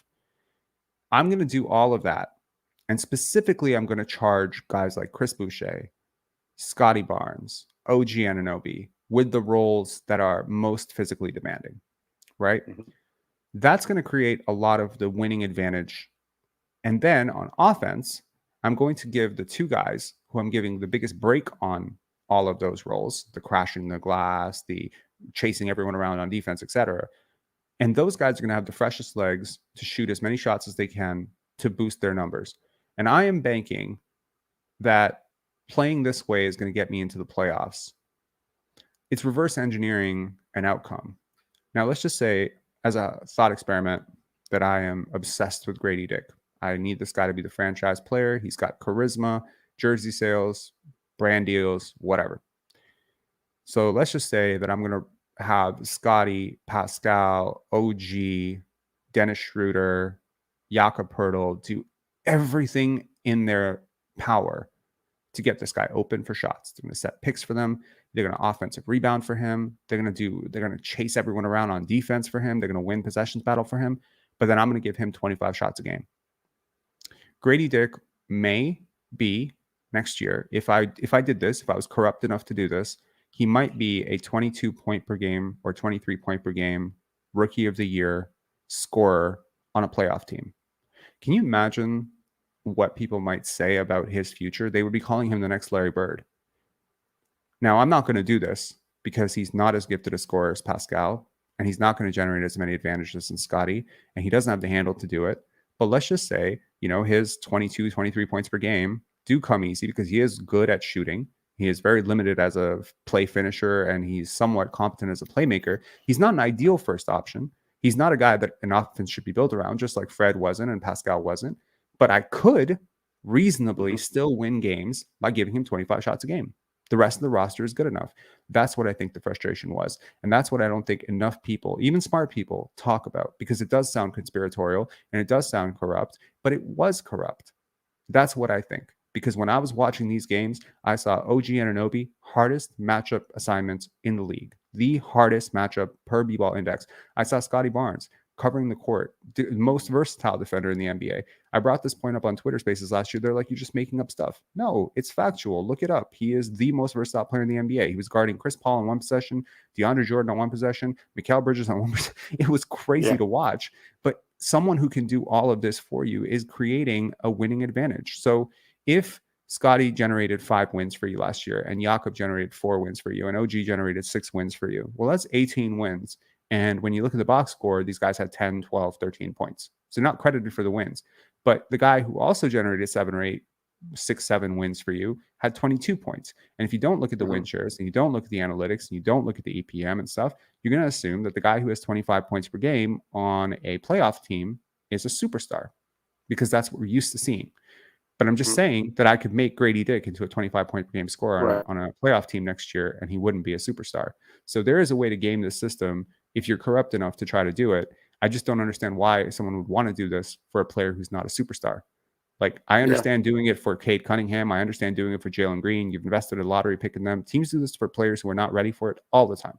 But to do this for Fred and Pascal was very frustrating last year. And what's more frustrating was that very, very smart people who could probably, if they were willing to look for this, could see it, but they didn't call it out. And what's frustrating, doubly frustrating now, is that now they're saying they did. Because when I listen to the Raptors show, and they do this every show now, where they go into a 5 to 10 minute soliloquy about toxic fandom. I saw Samson's post about parasocial relationships and toxic fandom and weirdos on the internet and cry bullies and stuff like that. And I'm just like, wait a second. So I wrote this, and I wonder what you think of it. Hang on, I'll just pull it up. I wrote this. So this was a tweet that I just sent out. And if you're not following Pinsari Basketball on Twitter, definitely check it out. It's Pinsari B-Ball. So it wrote, on the nature of toxicity among Raptor fans, my take on this is as follows. Imbalance creates counterbalance. While it's widely accepted now, even by the national media and by Raptors media, that Pascal Siakam is not an ideal number one option, we are mere 8 months removed from a general consensus that he was not only a number one option, but a soft MVP candidate. We are not far removed from talks about Scottie being at fault for everything wrong with the Raptors, Fred being the victim of and solution to everything. Poor Fred. The one that comes to mind is Josh Lewinberg saying Fred VanVleet is not failing the Raptors, but rather the other way around. The Raptors are failing Fred VanVleet. Sometimes counterbalance goes too far, and perhaps it did, but broad brushing the people who didn't agree with us as parasocial lunatics, hateful, while carefully airbrushing the situation that created the need for discourse is equally toxic. Don't instigate and propagate and then cry victim. Don't say Scottie Barnes has work ethic issues is about basketball, and say Fred has leadership issues is toxic fandom. And I think that is like as coherent a response as I could register to that. I'm not moving off my point. I don't think that I was out of line or out of pocket for saying what I said. I think what I said was true. And I find it hilarious that really this channel has had 4 central points all year. That Scottie is, worth building around. Guess what? They're building around him now. Congratulations. We had a central consensus on this channel, which I think emerged from this channel and then went out into the Twitter sphere, that the deadline was an absolute flop, that Jakob, it was too late, that this team was not worth saving. Now that is widely held as a belief. We had this belief that we propagated, perhaps perpetuated. I don't know if we popularized the belief that Fred VanVleet was selfish. That is now widely accepted as fact. Masai Ujiri has registered at least that the team was selfish. And Bobby Webster said that they stat padded. And we had a belief that Pascal Siakam was not a number one and would never be a top 5 player, and that this pipe dream of being top 5 and chasing all NBA would be to the detriment of the team. And now every single person who addresses Pascal Siakam, I listen to 100 podcasts a week from The Ringer. Everyone agrees he's not a number one option. But now when Will Liu talks about it or somebody else talks about it, they never talk about the fact that for the first 10 games of the season, they kept pushing this narrative that he was an MVP because he was averaging 26, 8, and 7. Those are MVP candidates. He's a top 5 player. Oh my God, top 5, Pascal top 5, MVP Pascal, Pascal MVP, Pascal for MVP. And then when he goes out against the Dallas Mavericks, we spend 10 games listening to how they're missing an MVP caliber player. And I tell you that those 20 games basically gave me the fuel for 200 lives. That's it. Yeah. Because that is toxic. Calling someone something that they're not. Like, they're not saying he can be. They're saying he is. And I'm telling you he's not. So this is, to me, it's crazy. Because I see the strings being pulled to create those numbers. And I'm very upset that other people are not seeing it. Because then I go on to Real GM and people are like, is he better than Jason Tatum? And I'm just like, y'all lost your minds, right? So I think that it would be fair at this point if we are to move forward as a fan base. And I hope we can, because I certainly don't want to always dodge Twitter and Reddit links that come my way. I would love if the people who created this narrative can own up to their part. I hope that they can say, we did not hold Nick Nurse accountable enough. We did not scrutinize Fred VanVleet enough. We did perhaps overhype Pascal because we're close to the guy and we want him to succeed and we believe in him, or we just don't understand basketball. We did perhaps bully Scottie Barnes. We did set perhaps unfair benchmarks for these players where we were willing to hold players to one standard and then hold perhaps considerably better players to lower standards, like defense. Oh, Scottie Barnes got blown by, but we're not going to cover Fred VanVleet getting blown by all the time. Right. Seems wrong. And then we're going to also address the fact that we did say there was no bench, but to be honest, we don't know because they never played. It is weird to me that we can all agree that Nick Nurse was out of pocket and perhaps needed to move on. And I think that's generally widely held consensus, but we don't see how the people he was closest to were in on it. That to me is very weird, because if I see what he's doing and everyone says, oh, he was so difficult to deal with, guys weren't vibing with him. Well, then why are we so quick to say, well, Fred VanVleet was a great leader, but he was sitting next to him the whole time. He was the guy. Right. He was always in his ear. They were so close. He always bigged him up. So I think, to anyone saying I'm reading too much into body language or reading too much into interviews or reading too much into the tom-toms and the rumors, I think you're reading too little into it. I think you need to do a little bit more critical examination. So I'm happy to be on the right side of history here. I think over some period of time, when we look back on this, I don't think that it will be remembered as Pensar basketball was like the worst thing for the Raptors. I think it was, hopefully, if this thing works out with Scottie, and as we see, we're building around Scottie and we're putting shooters around him and building the roster, and we're fairly addressing, the gaps and widely questioning. And I also think this one final point, I made a point early in this channel that we can make a difference, that we, the fans, can make a difference, that this is a product at the end of the day. Yes, it's basketball. Yes, we love basketball. Yes, it is, human beings that we're cheering for, and we love this team. But this is a product for MLSE. This is a product, and there's a bottom line for every product. It is a product that they're trying to sell for ticket sales, etc. So when fan sentiment shifted on Fred VanVleet so much, while they still may have wanted to pursue him in free agency, I do believe that even if they had wanted to match what the Houston Rockets gave him because they were so attached to him, or they felt he was so valuable, or because they had already sunk their hole in the Jakob Poeltl trade that they couldn't, recalibrate now and say, okay, we're going to tank. They've already given up their pick. There is a chance, I think, that they could have made an even more competitive offer and kept Fred had fan sentiment not shifted so much. Yeah. But how do you justify it to your bosses up, higher up, whatever Masai felt towards Fred, whatever their internal, and up until the end, he's defended him, and I'm sure he'll continue to defend him. He's never thrown Fred specifically under the bus or, anybody. I think the tone is that he kind of held Nick Nurse accountable. But Fred seemed to be like the chosen one for these guys, and they wanted to build around him. They've always hyped him up as a leader. They've always hyped him up as a good guy. They've always said he was like the consummate professional, and I'm sure that he is some of those things. But they still, I think, would have made a more competitive offer for him if they could sell the marketability of this athlete. Because at some point you have to say, you know, the debate comes, what is the $30 million for? What is the $50 million for? I think part of it is for basketball, but the other part of it is for selling tickets. If your higher ups and your board believe that this guy is public enemy number one, the PR hit that you take trying to take this guy back for $130 million over 3 years, let's just say you matched what the Houston Rockets gave. You said, hey, like, we're just going to match whatever. I don't think they would live through that. I don't think anyone in the city would agree with that. I think people would boo it. I think people would boycott it. So yeah, that's kind of where I'm at. Well, I mean, I also think that I also don't think that the team would survive. I mean, like last year was so dysfunctional, and this year, you know, there's already these great vibes, right? Like Darko, like I love this philosophy of we're going to try to win every day. Right. We may not win every game, but we're going to win every day. And, you know, I just get the feeling it's people first, you know, and like he's looking at players as human beings, not as like chess pieces. And I agree. And I just think that's going to be huge with a young group that, you know, is coming out from a tough experience. A lot of the guys who were here last year, you know, and it's probably, you know, like, I mean, you've talked about this before too, in a different context, but like, you know, how players who have everything easy, you know, don't always develop into what they can be. You know, players need to have some adversity and to have some challenges that they have to overcome. And it ultimately makes them better, stronger players. So let's hope that that's the case for the guys that, you know, have survived that dark era.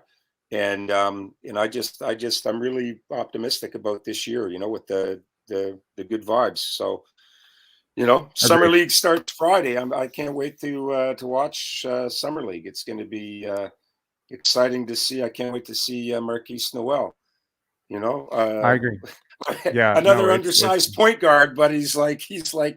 I tell you what, I've been watching all the highlights, and it's like he's fun. You know, he's very dynamic. Yeah. He's very interesting. He seems to identify very much with Fred VanVleet because, you know, he has that whole bet on yourself stuff. I've always said that mentality is what you need in your 14th or 15th guy. You don't need that in your second guy, your first guy. Your first guy needs to be calm. Your first guy has to have the Duncan mentality. That being said, if your first guy really does aspire, and if he's going to be a leader, it's got to be a bet on us mentality, not a bet on yourself mentality. Yeah, and I think generally speaking, it comes down to you know, you can be very assertive offensively and very aggressive offensively and still very much care about your teammates. You know, Gary was in a contract year, right? There were a couple times where Scottie passed him the ball when probably Scottie should have shot, right? And Gary identified, you know, in the huddle, he would be like, shoot that. You got to shoot that. That mentality was sort of missing from the rest of the roster, right? Maybe OG is a little bit too passive. Pascal's a little off in his own world, and Fred VanVleet obviously wants all the shots and all the awards. But I think someone, you know, needs to be in Scottie's ear, enabling him and reminding him that it's okay to be a little selfish. And I think one of the biggest hurdles, and I've talked about it a little bit with Brian, was how do you convince him that him being aggressive offensively and taking shots is actually unselfish?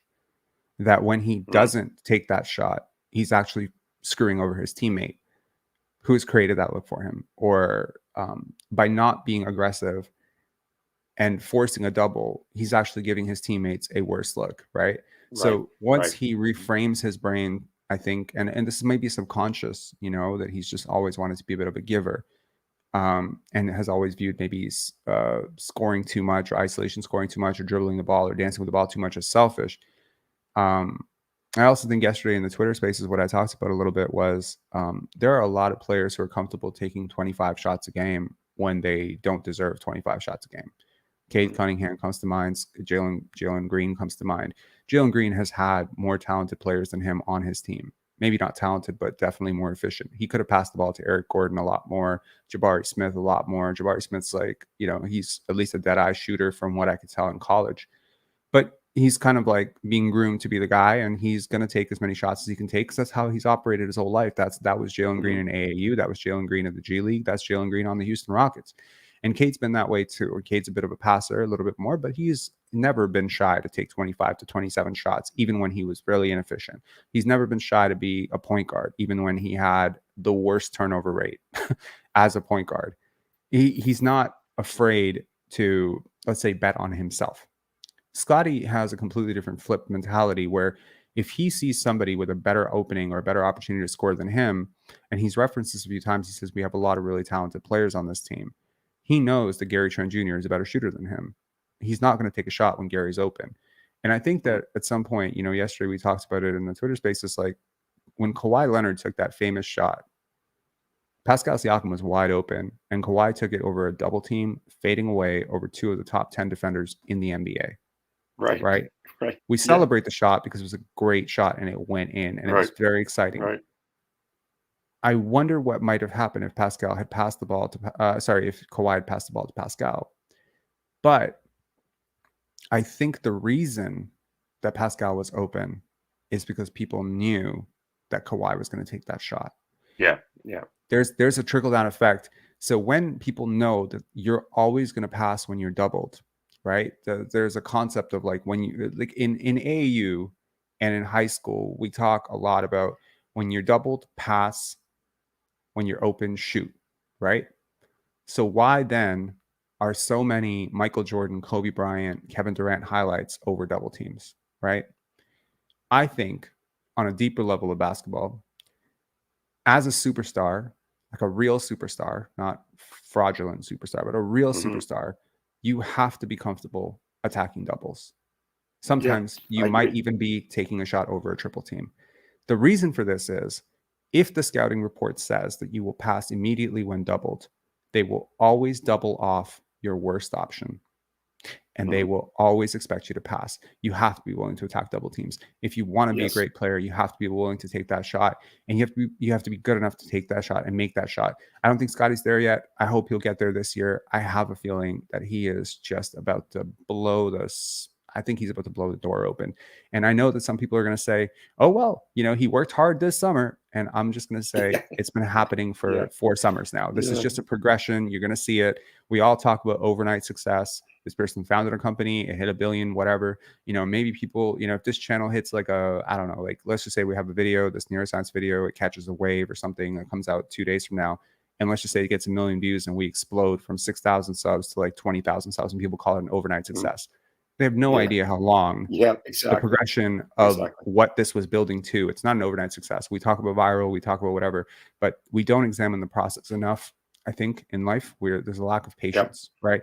I've someone said he's not a Raptor fan. He's not a Raptor fan. He's a Scottie Barnes fan. I presented them with 4 video links going back 16 years of my Raptor fandom. So my first instance of being a Raptor fan was a month before Scottie was born. And I presented them with these 4 links and I said, check these out and tell me I'm not a Raptor fan. They said, I don't have time for that. Very quick to label, not very quick to examine. So that's kind of the society we're living in right now. I don't mean to broadbrush society all over, but I hope that we can become more, let me dig into it a little bit more. Let me examine. I know I think this, but let me think otherwise, So I think that is important. Thank you so much for coming on, Larry. This has been a great conversation. Hey, cheers, man. I know. Appreciate it. Have a good one. Cheers. You have a great, continue to have a great summer and keep up the great work. Appreciate everything. We'll do. Absolutely. Okay. Bye. Thanks. All right. If there are any more callers, I know FA was waiting in line. I'm so sorry. But if there are any more callers, also Tamberlin brings up a really good point. Let me just bring this up.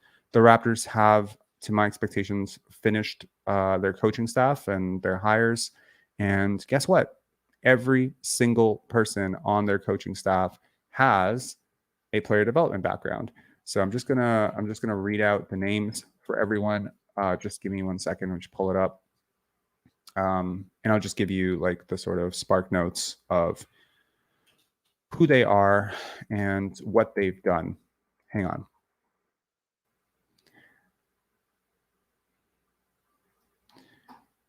So Obviously, we start with Darko Rajakovic right at the top there. That picture is going to become a meme at some point, I'm pretty sure. He has a excellent track record. Obviously, his bio, we know it.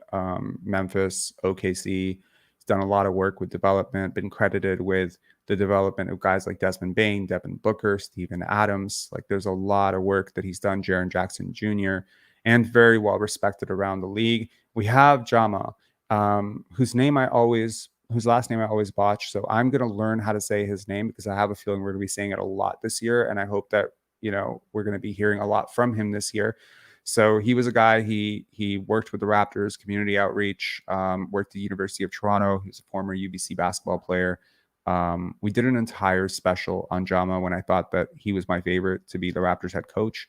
So if you want to, read more about Jama, hear more from Jama, be sure to go back like about a month and a half. The lives, they can, for sure they can inform you a little bit more on the type of person that we've hired here. He was an assistant coach of community development for the Raptors 2006 to 2013 under Brian Colangelo. Then he was a Raptors assistant from 2013 to 18. And then he was the head coach of the Raptors 905 in 2018 to 20. And then he was a Raptors assistant 2021. And then he went off and worked with the Golden State Warriors. And he has been widely considered a very successful story there. They talk about him seeing the game in a way no one's seen the game. They coined the term the Jama effect. Really good player, really good coach. Again, all development. Pat Delaney, lead assistant. He did Sweet Falls, Skyforce, Charlotte Hornets, Orlando Magic, Washington Wizards. And yeah, that was last year, the year before with the Washington Wizards. It's hard to say like how much we know about him, but he has been credited with a lot of development work himself. James Wade from the Chicago Sky. He was with the Chicago Sky last year. He has a really extensive history, also massively in whatchamacallit. He is also a guy who has been credited with development. He won Executive of the Year in 2022. He won a WNBA championship in 2021. And I think he won Coach of the Year in 2019. In terms of guys who are back of bench, not front of bench, Jim San, he was an assistant coach during 2003, 2004 for the Raptors. I remember him very clearly, actually. And then he began his career with the New York Knicks, where he held a lot of positions over 11 years. He's worked with the Houston Rockets, Brooklyn Nets, New Jersey Nets, Chicago Bulls. A lot of history of development, and he has worked with Darko Rajakovic before. We have Vin Bhavani. He is a development coach for the OKC Thunder 2020, 2021, I believe, when Darko was there. He started with the video coordinator with the San Antonio Spurs. Then we have Michael Batiste. He's assistant coach, played 14 years professionally, moved on to the Brooklyn Nets as an assistant development coach, and then Charlotte, Orlando, Houston, Washington. Then we have Drew Jones. He joins the Raptors from the Pistons. He was an assistant coach, I believe, under Dwayne Casey. And then he was part of the Philadelphia 76ers staff. And I believe he was part of the Philadelphia 76ers staff, the one that we faced in the playoffs. I believe he was there during that. It was 2019 to 2020, 21. And then there are an assistant video coordinator and player development coaches, Noah Lewis and Rashawn Brodus. So yeah, this has been a very interesting overhaul of the entire front office. Sorry, not the front office. The coaching staff, video coordinators, everyone's new, and it's great. Jamal McGlure will stay with the organization. He will move off to another role. I can't remember the last time we've seen an overhaul like this. Got to tell you, there's almost always some sort of continuity from the previous thing. How bad must things have gotten behind the scenes for them to just scrap everyone? Think about it. Just honestly think about it. I am proud of this community, man. I am. I think, despite what some people may think, I think we made a difference. I do. It's not me just, sometimes I imagine if maybe I'm wrong, and maybe it's like the little kid in the car next to their mom with the play steering wheel thinking they're driving the car and they're not really. But I genuinely believe we have. I believe that people from this community are generally smarter than your average bear. I think that those of you in this community who go and talk about what you learn and what you think and what you discuss in these lives in your comment sections, I think you're generally, the people leading the discussion on the Raptors in your office space or on online forums or whatever. And whether you claim to have gotten information from this channel or whether you've gotten your takes from this channel or whatever, I do believe that they're coherent and they're honest and they're rational takes, and it just bleeds out.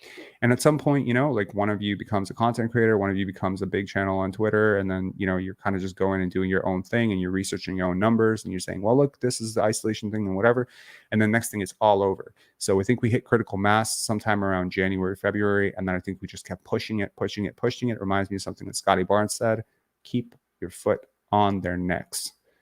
And we did. Yeah, we did. Tamberlin saying Nurse had like 20 coaches on sidelines in Utah summer league games last night, and maybe I missed him, but I didn't see Bjorkgren. Cool. Yeah, watching Nick Nurse and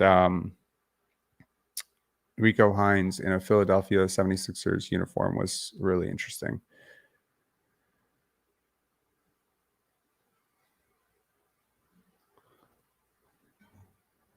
AG saying, I thought Fred and Siakam were all-stars. I thought your best players get blamed for losing and glory for winning. Oh, but you clowns don't believe in accountability. I don't know who you're talking to, but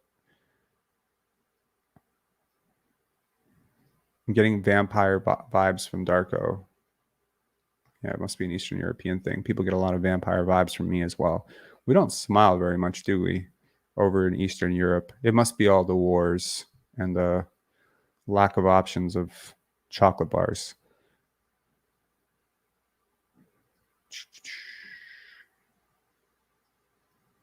That's funny. Yeah, Scottie's going nowhere, guys. Like, I say this confidently. Plus, me, I'm sometimes superstitious. Like, I try not to say things like, "What if they just happen?" I typically knock on wood. I say this without knocking on wood. Scottie's not getting traded. What will I do if Scottie gets traded? Cry, complain, blame Masai, all of the above. None of the above. You think I'm gonna cry if Scottie Barnes gets traded? That's cool.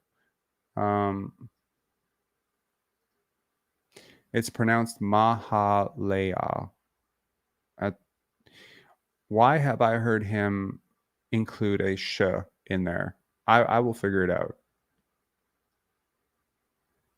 I don't know if he's miles better than Paolo, but I think he is better than Paolo. I just don't think the numbers are going to show you that, especially if you're looking at numbers like points and rebounds. Who's better, Scottie or Paolo? Scottie. The ball is in Scottie's hand every play. He decides to pass it anyway. See, Soran, like, this is a stretch massively. This is a guy who had 20% usage.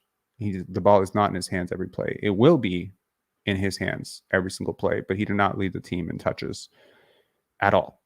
So yeah, I have watched games where he's gone 6 possessions without touching the ball. I've seen games where he cuts the basket, underneath the basket, he's wide open, doesn't get the pass.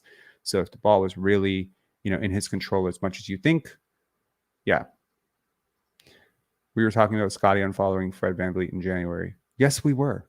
And this is what, we tried not to talk about it too much, and I didn't want it to go viral because I didn't want it to create like more questions for him. But yeah, I saw it happen. Like, I don't know why people are trying to pretend that it didn't.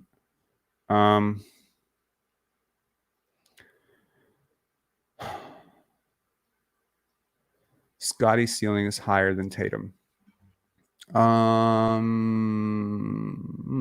Close. I think they're close. I think they both have different advantages. I think Tatum's just got skills that Scottie doesn't have yet, but Scottie's got passing vision that Tatum doesn't have yet. So OG isn't Scottie's favorite on the Raptors. Yes, he is.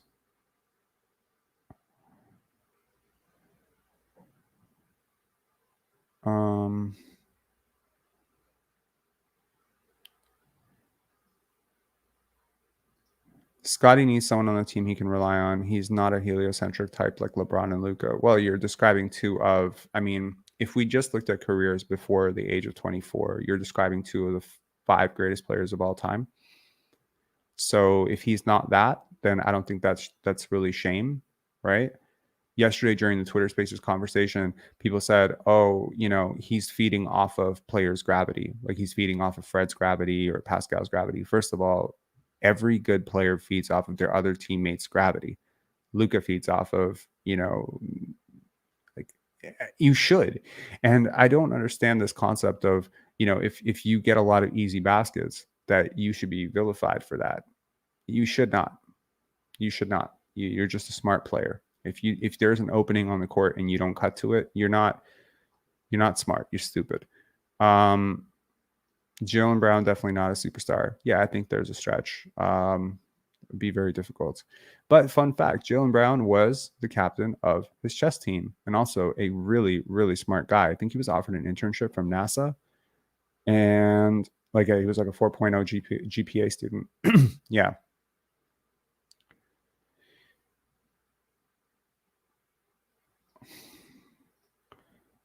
Paolo Stoudemire 3.0. Who was Stoudemire 2.0? Damon Stoudemire with the Raptors was a very interesting thing to watch from afar. Very exciting player, but deep shooter. For Marquise Noel, really. Okay, we got one final caller here. FA, what's up, man? Hey, what's up? Not too much. How you doing? How's Toronto, man? Toronto is good. Just chilling. Okay. What do you want to talk about? I guess Summer League, possible Pascal trade or what's going to happen with the Raptors youth movement, like you called it. Well, I would love to get. I mentioned this before, but I would really love to get AJ Griffin back. It'd be funny that his father moves on to coach. Would you take Adrian Griffin instead of Kobe Buffkin? Adrian Griffin or Kobe Buffkin? It's equal for me, like very equal. I might be higher on Adrian Griffin. I think Kobe just signed a new contract, so they can trade him for the next 29 days now. Correct.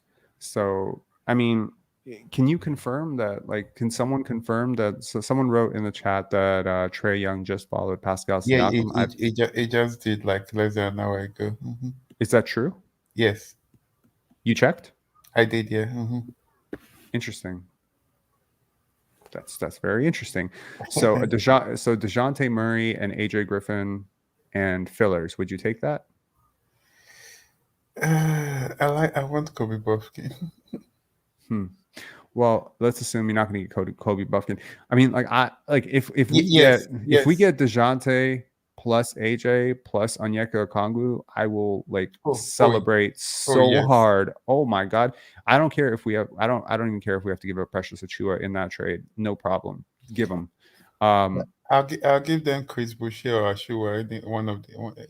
Chris Boucher is going to be hard because he makes $12 million a year. I think you need like a value contract to give back if they want depth, right? I also don't want necessarily like a complete logjam position for the Raptors. You don't want to be putting like a guy like Precious or Onyeka in the third string because, you know, unless you don't believe in Christian Koloko, which I firmly do, but if you want to put Onyeka Okongwu as your backup 5 behind Jakob Poeltl, well, now, I mean, like you are talking about a bloody exciting as hell team, right? I would worry about DeJounte being the guy to come in. He's one of my favorite players in the NBA, but I worry about the contract extension next summer. I also worry a little bit about, I think he would fit so well, like so well. Personality-wise, his contract is an expiring contract too, right? He is, and you can't extend him because he doesn't make enough money. And I think the new rule is like 140% of his previous salary. So I don't know. Like it's tough for me, right? Like you almost think like, okay, well, obviously DeJounte is like much better than Bogdanovich, right? But Bogdanovich just fits like so well. I mean, imagine a wing rotation of OG, Gradey, Gary, and Bogdanovich. Can you imagine that? Like Mm-hmm. you can create Sacramento here, right? Now, if big if we do get DeJounte Murray, then I think that we need to look at what the Kings did last year, right? Because Mm-hmm. DeJounte is very much going to be the best point guard, breakdown, get in the paint guy that we've had in years, right? Mm-hmm. So consider him like a bit of a De'Aaron Fox type.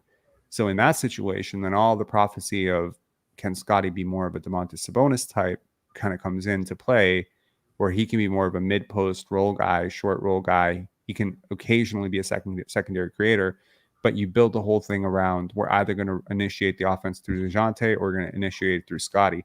Like I would be in heaven if that situation works out and it doesn't turn into a DeJounte bet on yourself season. But DeJounte's not a selfish player. He's never been a selfish player. That's my next question. Would you be willing to give DeJounte a max contract at the end of the season? Mm-hmm.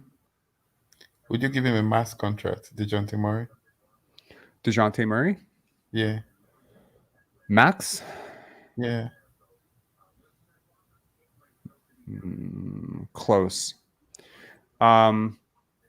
This is this I saw this on Twitter as well. Rob just joining the stream. Don't know if it's been addressed. Raptors just released Open Gym episode today, focusing on Gradey. It shows his jersey as number 4, not number 1. No, the number 4 was when he was doing his workout. So that was when he was doing his workout for Toronto before the draft. But this is my okay. So can someone please clarify this? You already dug into this, right? Yeah, it was just the workout. It was on the screen when he was shooting his threes. Paul actually sent me a text about it. And like, why is Grady wearing number 4? I was like, no, that was just a workout jersey. It's number 1. Okay, thank God.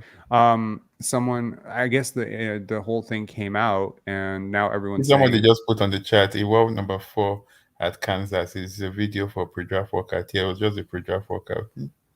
okay, yeah, no, I know he was number 4 in college, and he's already introduced himself at the presser with the number 1. But what's interesting is I'm getting a whole bunch of DMs saying, Rob, you were right. Grady was Scottie's pick.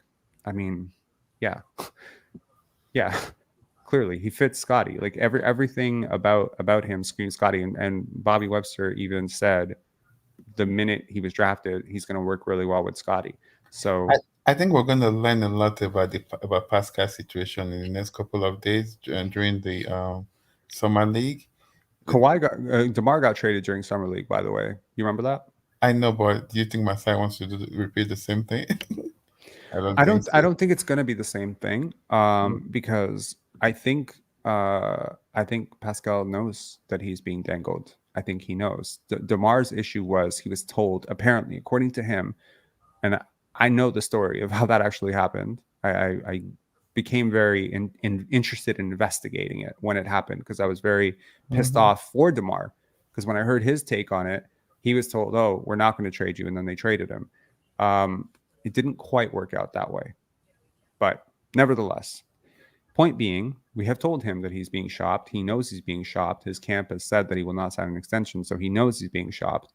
So at this point, I don't see how it can turn out as bad unless you tell him that you're not going to ship him to a team he doesn't want to go to, and then you ship him to that team. That could become difficult. But do you want to bring him to Vegas and then you trade him during the summer league? I think Pascal's not playing on our summer league team. No, but they normally bring the veterans to summer league, right, to meet with the rookies and kind of hang out for the team and some team workout. I mean, they come if they want to. I mean, not all players have gone to summer league every year. I mean, I think Scottie was there at summer league last year, rooting them on, but he didn't show up right away. I think he was there after 2 days. So it's Pascal will come if he wants. I don't think if I'm not mistaken, I don't think I ever saw anything. I don't follow Pascal Siakam, so I don't know what you see. I'm sure you follow Pascal Siakam. Did he say anything about Gradey Dick being picked? No. There you go. So, I mean, your team has a lottery pick. You don't even announce it. You don't shout it out. You don't follow the guy. That's fine. I'm not criticizing that. I'm just saying, like, maybe this is one of those things where he knows he's like 1 foot in, 1 foot out, right? And he's but waiting. OG didn't say anything either, right? OG. OG's not getting traded. OG met up with Gradey already. They've met. They've hung out and stuff. I think because OG was working out in Toronto, right? OG is not going to get traded. I don't think OG's getting traded. No, I think he just wants a bigger role, and he's hired new representation, and that's basically their goal this year is building up a bigger role in offense for him. And maybe we need to talk about that at some point too, because some people legitimately believe that he can't do it, and I think there have been spurts where he has done it. But do you think OG is going to sign an extension or is going to wait? I'm not sure. I think the 140 up from 120 is going to help the Raptors a little bit. I think he likes playing here, man. Like I really do believe the vibes. So with the extension, right? What's the minimum number of years you can do an extension before player option? I'm not familiar with the entire new CBA completely. Mm-hmm. Like it's not like to memory like the past one. So I don't know. I think it would be 4 years. I think it's 4 years, but I could be wrong. I'll check on it for you, and I'll probably do a live about the OG situation at some point. But yeah, the vibes between OG and Scottie are 100% real. This guy signed it. I know Pardon? That, yeah. But with the contract that this guy signed in Portland for 160, I don't think OG wants to send an extension. But the flip side too, you don't want to risk injuries too, right? So 114 for 4 years is not that bad. Right. Tamberlin saying, I think Pascal would probably prefer to wait on an extension because if he makes All NBA, the cost goes up. I understand that, but I don't think whether he makes All NBA or not, anyone wants to pay him that money at age 30. I'm just saying, just because you're eligible for something doesn't mean the team has to give it to you. Just because you're eligible for it, it's a max contract, right? Yeah, but I think with Sabonis getting that max contract, I think Pascal is worth about the same. But Sabonis is younger. How much? He's at least 3 years younger than him, right? How old is Sabonis? 26 or 27. And Pascal is 29. Right. I mean, look, you're talking years, but you're also talking millions, right? So you sign a guy, and I think I'm firm on this. Sabonis is overpaid. I think it's an overpay, personally. Almost all the players in NBA are overpaid these days. I think most of them are overpaid. Minimum guys and a lot of max guys are underpaid. What about the contract that this guy got from Memphis, 207? Pardon? The contract that what's his name again from Memphis got 207. Okay, Jaren Jackson. Yeah, Jaren Jackson. Oh, sorry, Desmond Bane. Desmond Bane. Yeah, if Desmond Bane worth the mass, then Pascal is worth the mass. You can say that, but Desmond Bane is also like 25 years old. You cannot compare 25, and he's also like a really lights out shooter. I think it's close, and if you're close, like Desmond Bane and Pascal Siakam is a discussion. I mean, I think edge goes to Siakam by a bit, but people who don't watch Memphis don't understand how good that guy was. When Ja Morant missed games, he was the number one option for that team, and they remained good. Okay, so Ja Morant missed a lot of time last year, and they were the number 2 team in the West, and he was their best player. That is worth noting. Jaren Jackson obviously is like their best defender, and maybe you can say, if he got more of a role on offense, he would be the best player. But Desmond Bane was a creator. He was a shooter. He was a scorer. He was a defender. He did a lot for that team. So I think it's a discussion to be had. And if it's a discussion to be had and one guy's 25 and the other guy's 29, then you get it, right? I'll give Pascal the mass, but not the super mass. Okay, yeah. I mean, that's fine. But I mean, like for him to get super max, typically he would have to they took positions off the All NBA, right, this year. So you legitimately have to be a top 15 player now.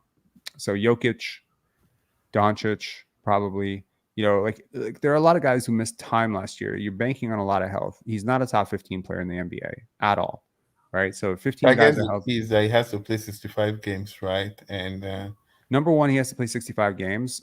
So yeah, but typically 65 games has just been instituted now as an arbitrary limit. But most times when guys are playing around 60 games, they usually get docked and they usually get penalized, unless they're LeBron and Steph Curry. You know, in which case it sort of makes sense, I guess.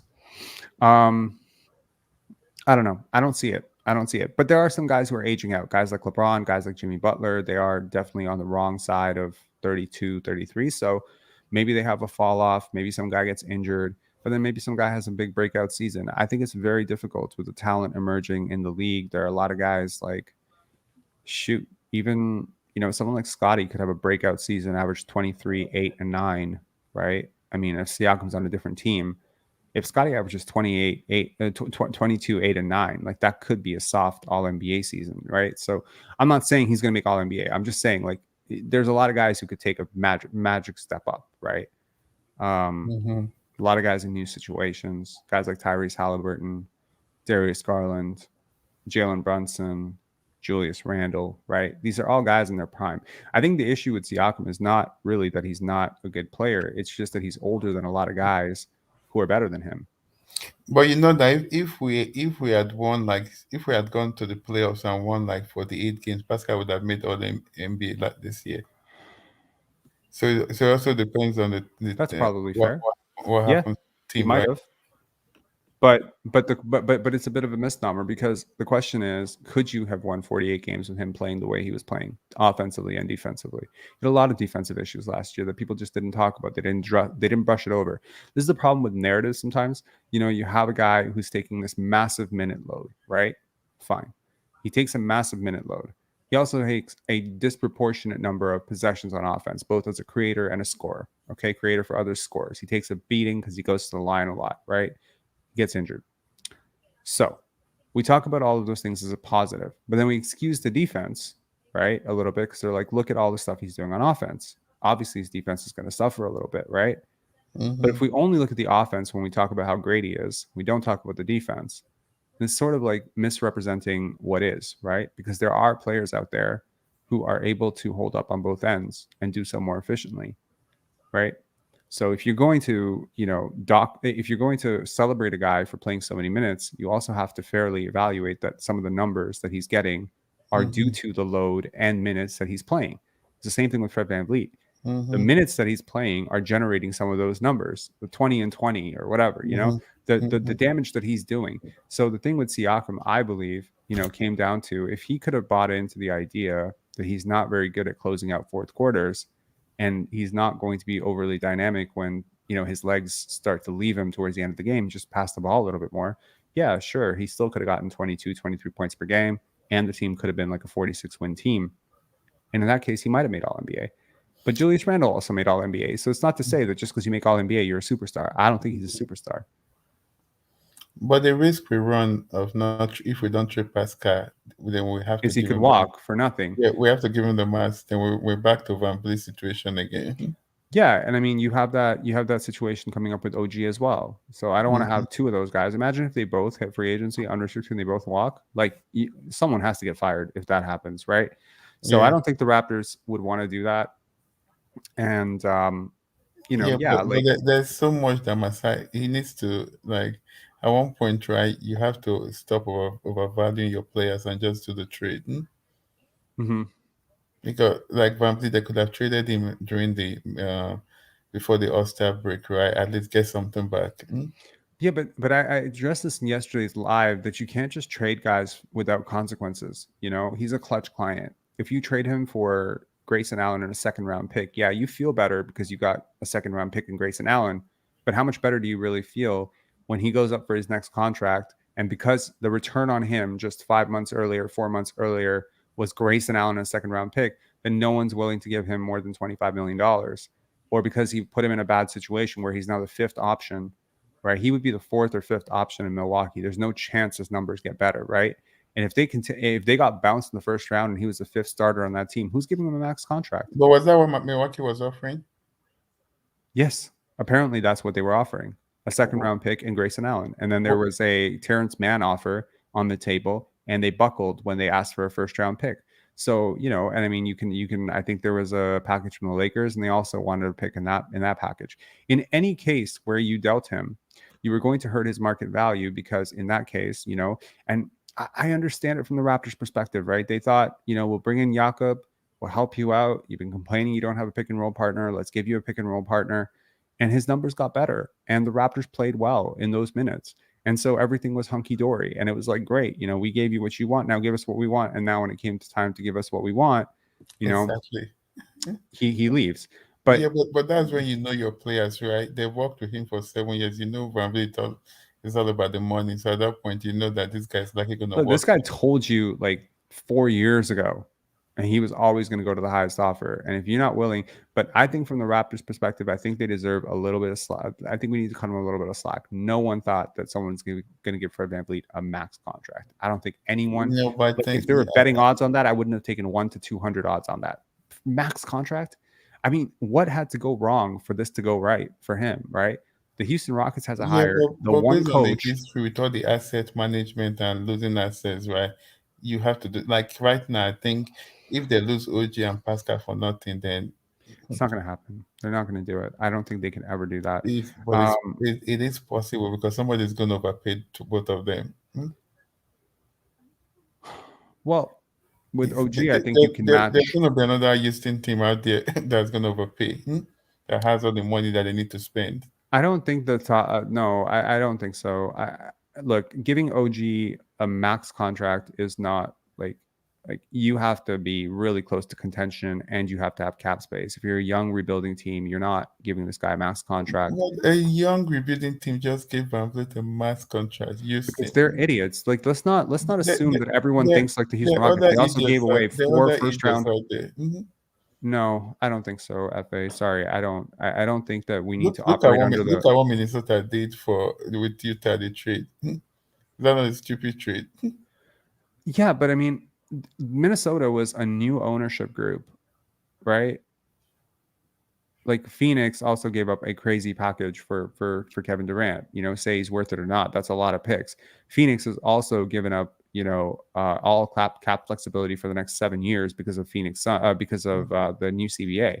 Matt Ishbia is also a new owner. New owners tend to make really stupid decisions. I mean, we saw this with the Russian owner who came on with the Nets, and we saw it again with Joe Tsai, who came on with the Nets. Like every time, not every time, but a lot of times. New ownership in the Bobcats, right? In Charlotte Hornets, right? Pardon? Charlotte Hornets just had new ownership. What if they do the same thing next year? They will. They already have. They were. Then they're likely going to continue it, right? I mean, they picked Brandon Miller. That to me is bad enough. But I mean, look, I think that look at Vivek Ranadive when he came with the Sacramento Kings. Stauskas. You remember that clip? Like, Stauskas. Like, these people, look, I think it's very difficult when you're really, really good in one business, like you've made millions and billions of dollars, whatever, that you suddenly are in an arena where you're not the boss. You don't know more than these guys, right? I appreciate the Charlotte Hornets' new ownership allowing Michael Jordan to still make the pick. But to me, I think a blind duck has a better chance of picking a better pick than that guy right now, given his track record. I'm not throwing shade at Michael Jordan, the player. Michael Jordan, the executive, has been horrible for 20 plus years. So if I was buying that team, I would have hired my own scouting firm to make a comparison, between Scoot and, Brandon Miller. And I would have said, look, this is a franchise cornerstone guy. I need my own people to make this judgment because you have proven yourself to be very, very unreliable in making these decisions. Michael Jordan has, nailed the LaMelo Ball pick. LaMelo Ball was the number 1 mocked player in that draft. He fell to number 3. This is like saying the Rockets nailed Cam Whitmore or the Raptors nailed OG Anunoby. These players fell. They fell into your lap. There's nothing, you didn't pick the right guy. The right guy fell into your lap. Obviously, you can pass on him, but you'd be vilified and crucified. I think it's yet to be seen if LaMelo Ball is going to be the 3rd best player in that draft. Maybe he won't be long term. I don't know. I worry about injuries with that guy. His body's taken a lot. But yeah. Anyways, FA, thanks a lot for calling in, man. I'm gonna end this live. It's going over 2 hours, but yeah, have a good one, and we'll catch up sometime. Yeah. Yeah, we'll catch up tomorrow, hopefully. Okay. Cool. See you, man. Bye. All right. 2 hours and 9 minutes. I will add chapters within half an hour when this live is uploaded. And I'm going to get to work tonight and tomorrow on that neuroscience video that I teased at with Catherine. It's a great one. It talks about a lot of stuff. If you're interested in these lives, if generally speaking you enjoy these lives, I think you're really going to enjoy that video, and I hope that you'll share it very widely. She's very excited. I'm very excited about it. Talk about a lot of stuff about what makes an athlete clutch, what makes an athlete successful, what, I think it's interesting. Anyways, final topic, Bol Bol. Yeah, thanks for bringing that up. Bol Bol has been waived by the Orlando Magic. Really interesting player prospect. My perspective on this is, yeah, I would take a flyer. The Raptors obviously have more intel on him. If they don't, they can call Jeff Weltman and get all the intel on him. I would be worried about why a second team is giving up on a prospect who has so much talent. His player style is he's very freakish as an athlete. Just his skills and that size is very tantalizing and strange. And in a lot of ways, he's reminded me a little bit of a guy like Chris Boucher. And I wonder if you could get, and he has a little bit more handle and playmaking and offensive package than Chris Boucher. So I'm very curious to look into him a little bit more. I'll do more of a in-depth dig into him. I didn't watch a ton of Orlando Magic games last year, so I would like to see how he's progressed from his days with the Nuggets. And the last time I watched him was in Summer League extensively. So I'm very curious to see. Brandon Miller is going to be a hooper. Funny. Country Kong and I finally connected over Facebook, so we had a funny little, not funny little discussion, but a discussion. And I will tell you, this is a platitude, man. He is already a hooper. He plays basketball, but I know what you mean. You think he's going to be good. I don't know. We'll see. And I'm sure that this second, he comes out and puts up 25 points or something like that in Summer League, people are going to be like blowing up my phone saying, see, he told you he was great. Be patient. Like give it 4 or 5 years. Don't rush to this, and don't rush to label a player a bum. But obviously, if he comes out next year and averages like 8 points or 9 points per game on horrible shooting efficiency, which is not going to happen. He's got plenty of opportunity. But I just wonder about the mental acuity and stability of a person who thinks they're going to the Charlotte Hornets, a team that was bottom 4 in everything in the league last year, and says, we're going to win a championship this year. Like, to me, it's so weird. It doesn't need to. Some people will call that confidence. I call that absolutely a disconnected reality. You know what I mean? This would be like, look, I'm saying like we're gonna get to 10,000 subscribers, by the time the season starts, right? And you can say that's very confident, given that it's taken us an entire year to get to 5,000 subscribers. How the hell are you supposed to bridge another 5,000 in like a couple months? You say that's ambitious. That's betting on yourself. I don't know, chasing the bag. I have no idea. But if I said we're going to have 2 million subscribers next week, like, you might think I'm completely out of my mind, right? Or you think that I have like millions of dollars to waste on fake subscribers. But I just think sometimes we have to evaluate a prospect and say, how realistically do they see themselves? I've talked about this in the prospect evaluation board of the 11 ways, I think, to evaluate a prospect.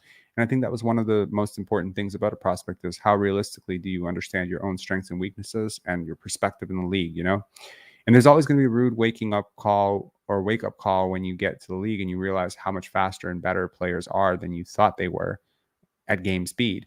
And there's going to be an adjustment period. But if you're coming in thinking you and LaMelo Ball and possibly Miles Bridges is going to result in a championship, like, wow. Like, I think they could be a play-in team. I do. I think they're talented enough. Miles Bridges and Brandon Miller coming back, that could be a play-in team. But playoffs, finals, what are we talking about here? It's craziness. Anyways, talk to y'all later. Have a good one. And make sure to hit subscribe if you haven't already. If you're a frequent viewer of this channel, make sure to hit subscribe and like this video on your way out. I would really appreciate it. Cheers.